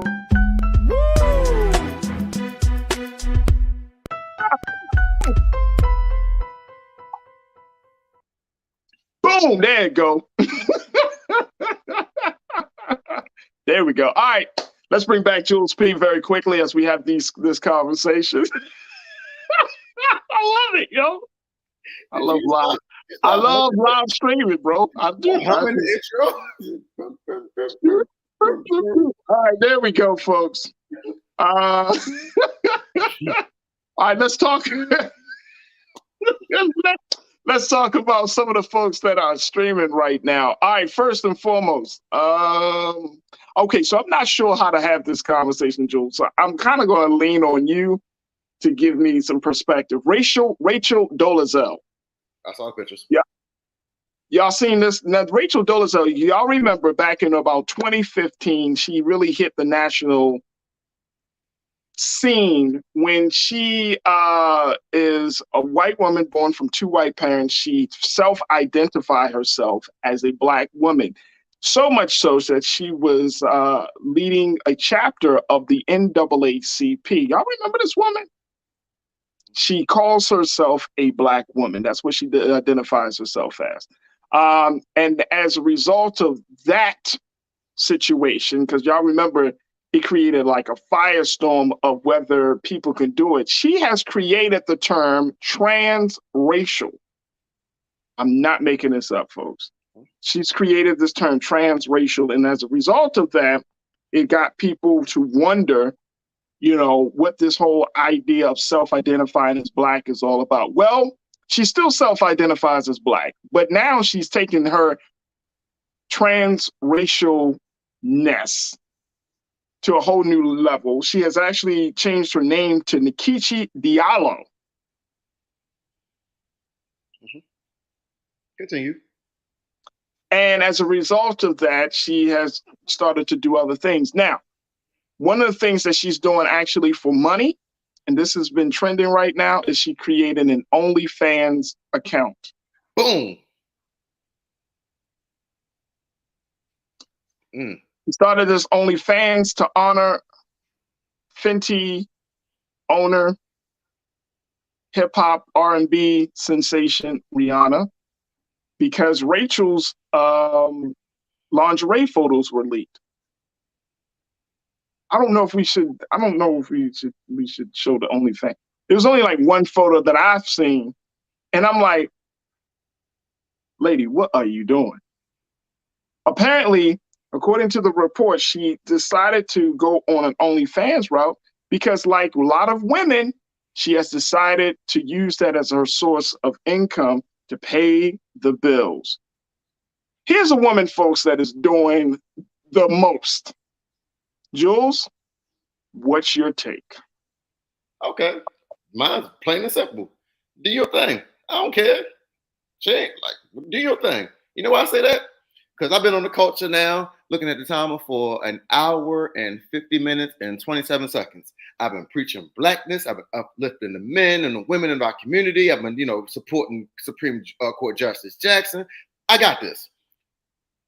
But when I'm making music, I don't want you to think that all my music is like, preachy and straight from the soul, and I'm somewhere, in a field, just, thinking about my ancestors when I'm writing. Like, nah, I make music that I like to enjoy to listen to. So when you listen to my album, don't come on there like, well, no, I'm not degrading women. I'm not disrespecting anybody. So to get that mindset out your head. But if I'm talking about taking a shot of Hennessy somewhere at a bar, that's what I do in my real life. If I'm talking about going on trips in Miami, living it up, that's what I do in my real life. When me and my girl go to Vegas, have a good time, do what we do, I'm living my life. So that's what I'm saying. So I don't care what your past is.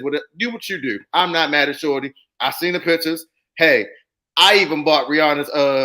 I got some Savage Fenty box of briefs coming in the mail. Actually, in the next couple of days, because I'm on the website. So I'm all for it, man. Do you? I ain't with all that. I ain't judging nobody, because you can judge my life. I done made some terrible decisions. I don't want nobody judging me either. So do you, Shorty? I'm with it. Next.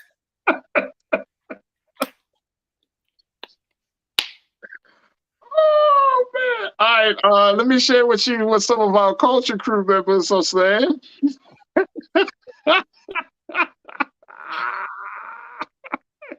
Happy, I had to do it, y'all.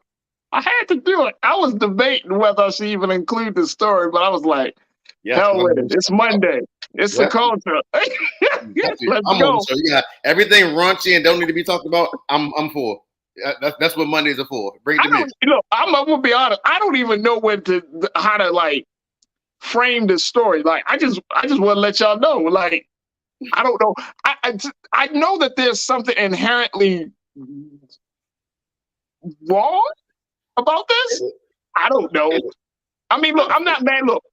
A lot of women, and especially now, if you don't know what OnlyFans is a platform where it really is not just about sex or selling sex online. You can do other things, but it has become known as that space where, sexual pictures, sexual acts, all of those things are done. And people pay a cost to subscribe to the person that set up their account. They pay a monthly fee for it. And OnlyFans continues to be a very lucrative. I want to say it's a part of the culture that we really we can certainly acknowledge, because a lot of women, and I'm telling you, I've heard the conversations among Black women. A lot of Black women have thought about alternative forms of income through OnlyFans. Now, part of that is because we've seen stories. Now, Rachel Dolezal, I think she charges like $9.99 a month. That's $9.99 for not 1,000, but she charged like $9.99. But then when you see the story of Black China, who was a reality show star, who earns a crazy amount. Now I've seen this story and I've thought it to myself like, this can't be real. But a lot of other places are reporting it. She earns $20 million a month. She's one of the highest earners on the OnlyFans website, and she sells herself through videos and pictures and all of these other things, content, and makes that much money a month. So it just goes to show you where we are in the culture. I'm not upset that Rachel Dolezal decided, I mean, that's her life too, like you said, Jules, but the fact that I don't even know what to say, y'all. I really don't. Let me go to my culture crew. Let me go to my online culture crew, see what folks are saying. I see it. Let me see. Let me put it out there. Let's pull up some of the all right. McCole, you said it sounds like Rachel D is trying to profit off Black culture and identity. She needs to go somewhere, get somewhere and sit down. I mean, she brought up transracial. Y'all know, like, people are redefining themselves, not based upon cultural standards or society standards, but based upon their personal preference. And let me just, should you not, I guess the big thing from this conversation is, regardless of what she does, should you just respect her for what she wants to be called? If she wants to self-identify as a Black woman, should we just keep telling, no, you're white? I got a bigger issue. I mean, I don't know. I don't know. But Nicole, you got that. Thank you. Oh, let me just get this one in, and Jules, I want to hear you. Real Brooklyn, I woke up this morning and I decided to want to be categorized as John Wick. Hey, look. I mean, look, I'm not even trying to make light of it. I'm not even trying to make light of it because guess what? Real Brooklyn, you know it and I know it, bro. That's the culture we're in. You can change who you want to. You want to be somebody else, you can. Okay. Jules, we know Jules P is not your birth name. That was the name that you gave to your hip hop persona. Right? So we all play a role. Like we all, quote unquote, have other parts of ourselves. I remember when Beyonce came out and she started doing Sasha Fierce. Y'all remember that? She was, oh, I'm Sasha Fierce. And I'm like, who the hell is that? But is that a problem? Right. That's the point I'm making. So, all right. Because all right, to our culture crew, and I want y'all to understand Jules P for real, like, or as my paycheck say, Donovan. We're talking to Donovan now. There is a bigger world than social media. There's reality. And the problem is we've gotten so fixated on the social media realm that people forgot what life was like before social media. They forgot real life. I say that to say when people do things like OnlyFans and things like that of that nature, or whether you use OnlyFans to pimp out your body, men, women, whatever you're doing, are we at a stage and age where you're no longer allowed to make mistakes? When I say mistakes, it's like, are you not allowed to do things like this for a time period because that's what you had to do or that's what you're going through? And then say, for instance, if they wanted to run, I ain't gonna say political, say if they wanted to open up a business, or actual legit business 2 years down the line, it's like, oh, you the OnlyFans, we can't support you. And it's like the problem that I have with this world, and I'm saying world, is people are not allowed to make mistakes anymore because of social media. It's like once you do something, you're not allowed to do anything else positive in life. It's always going to be brought back to that. Now, granted, if you're doing things that are detrimental to a community, or you're racist, or you're a bigot, or whatever, then yeah, granted, you don't deserve to have a seat at this conversation. But I'm talking about people that are doing things for themselves, whether they pimp, whatever they do, whatever. I feel like the world has come to a space, and I'm not just talking about Rachel Dolezal, like this is off that conversation. This is a general consensus conversation about social media. This is why I hate social media. I really do. I feel like you're not allowed to make mistakes anymore because of social media. You all remember when we were in high school, because again, the people that I'm talking to in the culture crew, we didn't have Instagram and Facebook. We were in high school. None of this existed. When you had kids that didn't do things properly or weren't in the right mind space, what did you do? You just ignored it. That wasn't your business. You stayed away from it. You stayed in your path. So why can't we do the same thing in the social media realm? Just ignore it. Let them do them. Let them figure out their trials and tribulations, their struggles. You continue living your life. And then when they figure it out, they come back around. If they on the right track, all right, we're open arms. All right, welcome back. We just, you lost it for a minute. Because I'm speaking from personal experience. I've never been 100% right my whole entire life. So why am I sitting here listening to so many people judge others for decisions they made? You can have opinions, that's fine. But it's like you're allowed to make mistakes or go down the wrong path. And then as long as you fix yourself later, I don't put a timetable number. If it takes 10, 15 years, whatever, you're still allowed to come back and revisit and spin the block and hit this conversation of, okay, now that you got your life together, you can go forward and move forward. So if this is just a little ploy for right now, where all these people are doing, these celebrities, especially during the pandemic when it really popped off, then whatever, it is what it is. That's your business. That's not Jules P's business. That's not Donovan's business. But if you want to come back and do something positive in my community, or you want to do something that's going to benefit the culture, I'm not going to show, oh, you did this. Like, no, all right, you had your little time. Let's spin the block. Let's get back on track. Okay, let's lock in and let's go forward. That's just me personally. Facts. All right, let's go back to our culture crew. Jayla, why you got to be so damn funny? Jayla checked in and said maybe she got with PBS's Dr. Gates Finding Your Roots and found out there was some black blood in the family tree. Jayla, it's time for you to go. Thank you for your time. Oh my gosh. Brother Kingley, you said $9.99. Put that amount of money to better use. Yeah, you could do that. You can do that, King. I don't know. Tell the guys that are buying that are investing in this platform that. L. Brown checked in. Thank you, King. You said Cardi B thinks she is black learning. Wow. Turner family. You say, come on now, everyone is trying to get paid to survive. And unfortunately, a lot of women are pimping themselves out via OnlyFans or on the streets. Yeah, that's the sad part. That's the sad part. But that's what this moment will make you do. The culture will make you pimp yourself out. It's not even on the OnlyFans platform. Look at how much we pimp ourselves out in terms of wanting to be quote unquote influencers. You're basically a salesperson. You basically say, use my body, use my face as a billboard. I want to influence people to buy your products. I want to influence people to buy your clothes. I want to influence people to your way of thought. Use me.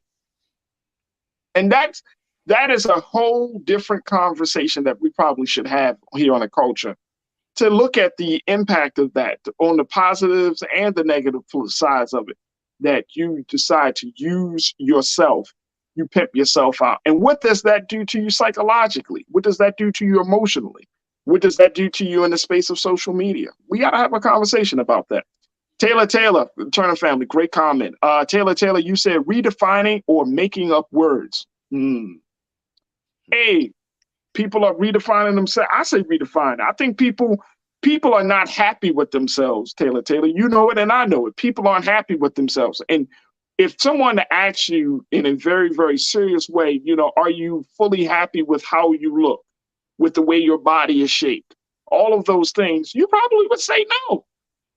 But why would you say no? Because we're all influenced by the culture. We're all influenced by the standards of beauty, right? We're all influenced by wanting to be accepted. We're all influenced by wanting to be quote unquote liked. We're all influenced by wanting our thoughts to be seen as trendy or trending. We're all influenced by it. You just got to check yourself. It's crazy because social media used to be this thing where you just have some fun, connect with some friends. Now it's like this psychological, moral thing as well. So it's very, very deep. Janae, you said, so there's disposable income out there, $20 million. Inflation, what?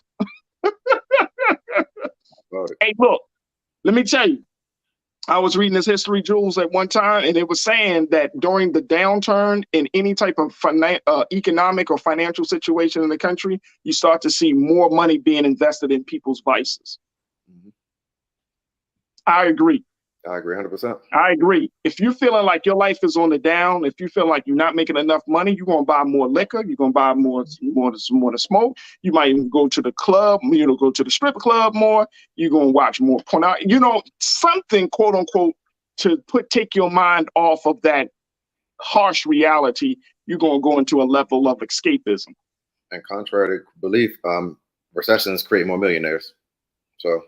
Depends on what business you in. We're creating a millionaire. So yeah. I think I'm saying that right. You say we can't do anything about sick people, including her subscribers. Plus, we're the reason she can't get a job now. LOL. It's people are into what they're into. You know what I'm saying? People are into what they're into. And even though sometimes we may not understand it, as long as it, quote unquote, some people say, well, it doesn't bother. I'm not harming anyone. That's true. If you're just watching something on a television screen, that's on you. But we're all interconnected culturally because, and man, I got so many thoughts around this idea of pornography, of of the idea of sex sells, we really should like further explore this, because it spills over into how men see women, how women see men. It spills into the expectations that we have of one another. It spills into a lot. Pornography is such a jarring and is so like, can be so destructive in a lot of different ways. And if you have a culture that constantly encourages us to be in that space, then what's going to be the impact of that? And David, you checked in and said, yep, social media is a whole resume. Absolutely. All right. Wow. Well, we will see if you, I don't know, Jules, if you're going to subscribe to her page or not. I'm not going to subscribe. I'm cool. That's what it is. Y'all can do what y'all want, That's but I what it is. ain't subscribing. That's no, y'all can keep that. Yeah, you keep that. All right, for the final trending topic, folks, very quickly, there is a movie that's going to be hitting the theaters on October the 14th. I thought that it would be good to have you check it out. It's the movie about the great tragedy of our little brother Emmett Till. Here is the trailer for the new movie Till that's planned to hit theaters October the 14th. Check it out. Extra careful. No. Oh, be small. Like this? The first time I heard about the Emmett Till event, I was in elementary school. You look like a movie star. What? Bye-bye. It's one of those stories that if you're black, you've heard about it. I want to talk to you about that boy. Most of us would not know who Emmett Till was if it weren't for Mamie. The whole world has to see what happened to my son. Mamie was very aware and intentional about the power of the image to really bring awareness that would result in a level of change and activism and to galvanize people into doing something. You're not just my bro anymore. Orion exists to give a platform to the myriad of filmmakers like Chinoya that have something to contribute to the cinematic canon of American film. And I'm really, really committed to making movies, not just by us, but for us. We put Emmett's story in its proper context and history to understand how his story sparked the American Civil Rights Movement. We get to see how Mamie fights for justice. If something is happening to one of us, it is happening to all of us, and we witness her come into a particular kind of power and to be the progenitor of the civil rights movement. Those pictures of your son changed people's lives. Mamie turned tragedy into purpose, which is why we sit here today. This story needs to be told in a way that is humanizing, empowering, and that is necessary. There will be no physical violence against Black people on screen because I'm not interested in relishing in that kind of physical trauma. We're gonna begin and end in a place of joy. You just beeped when you should have bopped. Mamie was a catalyst for change. She affected millions of lives for the better. Mamie Till Mobley is a hero. The lynching of my son has shown me that what happens to any of us, anywhere in the world, had better be the business of us all.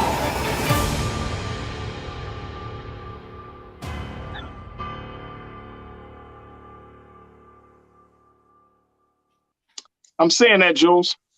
We're going to begin and end in a place of love. That's the only line we need to talk about. That's it. I'm cool. I'm good. That. Yep. So that's hitting theaters on October the 14th. The movie is Till. Of course, it talks about the killing of Emmett Till, and more importantly, shift the focus on his mother's character, talking about what she did as a result of that horrific tragedy. And so it should be very, very good. As you can see, some of the filmmakers, some of the folks behind the scenes, the Black faces behind the scenes, and others who have said that this is important to make. And I'm just happy that we're starting to see some more historical depictions of certain moments of our history, Jules. It makes all the difference in the world, because to the next generation, again, I think somebody said you didn't know about the story. Whoopi said that every Black person was told. But we're literally in a time where certain moments in our history are not being communicated, are not being taught to Black children. So when those gaps happen, you got to have a movie or something to help fill in the gaps. What's your take on that, bro? Facts. I agree 100%. And also, you know, again, translates to the next generation for the ones who don't know the full entire story, who are just hearing about this most recent events of Emmett Till being brought back up in the most recent year. So I agree. Absolutely. There it is. All right, folks. Well, that is it for trending, for Trends Post and Doing the Most. My man, Jules P. Thank you, sir. Always a pleasure to have you on the show. Thank you for your sharp insight. Folks are loving what you bring into the conversation. So thank you for being so good for the culture, Jules. Happy homecoming, Morgan. We got Norfolk State this weekend. Happy homecoming, baby. There it is. There it is. There it is. Jules P. checking in. All right, folks. That's going to do it for us. Thank you so much for being a part of the conversation, both online, my online culture crew. Thank you. I want to thank Dr. Avis Jones Weaver for stopping through to share her insight and so much more. Look, this is why we have this is why we do what we do. This is why we have this platform. It's important for us to know exactly what's going on in our community. So your support is everything. Make sure you go to our website at blackstarnetwork.com, blackstarnetwork.com. Make sure you support the culture. Make sure that you give, you share the content, and so much more, because your support matters so much to us. It means everything to us. This is why we do what we do. So again, blackstarnetwork.com. Get all the details on support and continue to share the content about the show. Stay tuned. Up next is 6:00 p.m. Eastern Standard Time is Roland Martin Unfiltered. Make sure y'all follow me on my social media platforms at The Real Farajii on Instagram and Farajii on Twitter. And I love to connect with you all as we have these conversations. As always, never be afraid to challenge what's wrong. Stand for what's right while being yourself in the process. God willing, we will talk tomorrow for another exciting edition of The Culture, right here on the Black Star Network. Have a great evening, folks. Talk to you tomorrow. Peace.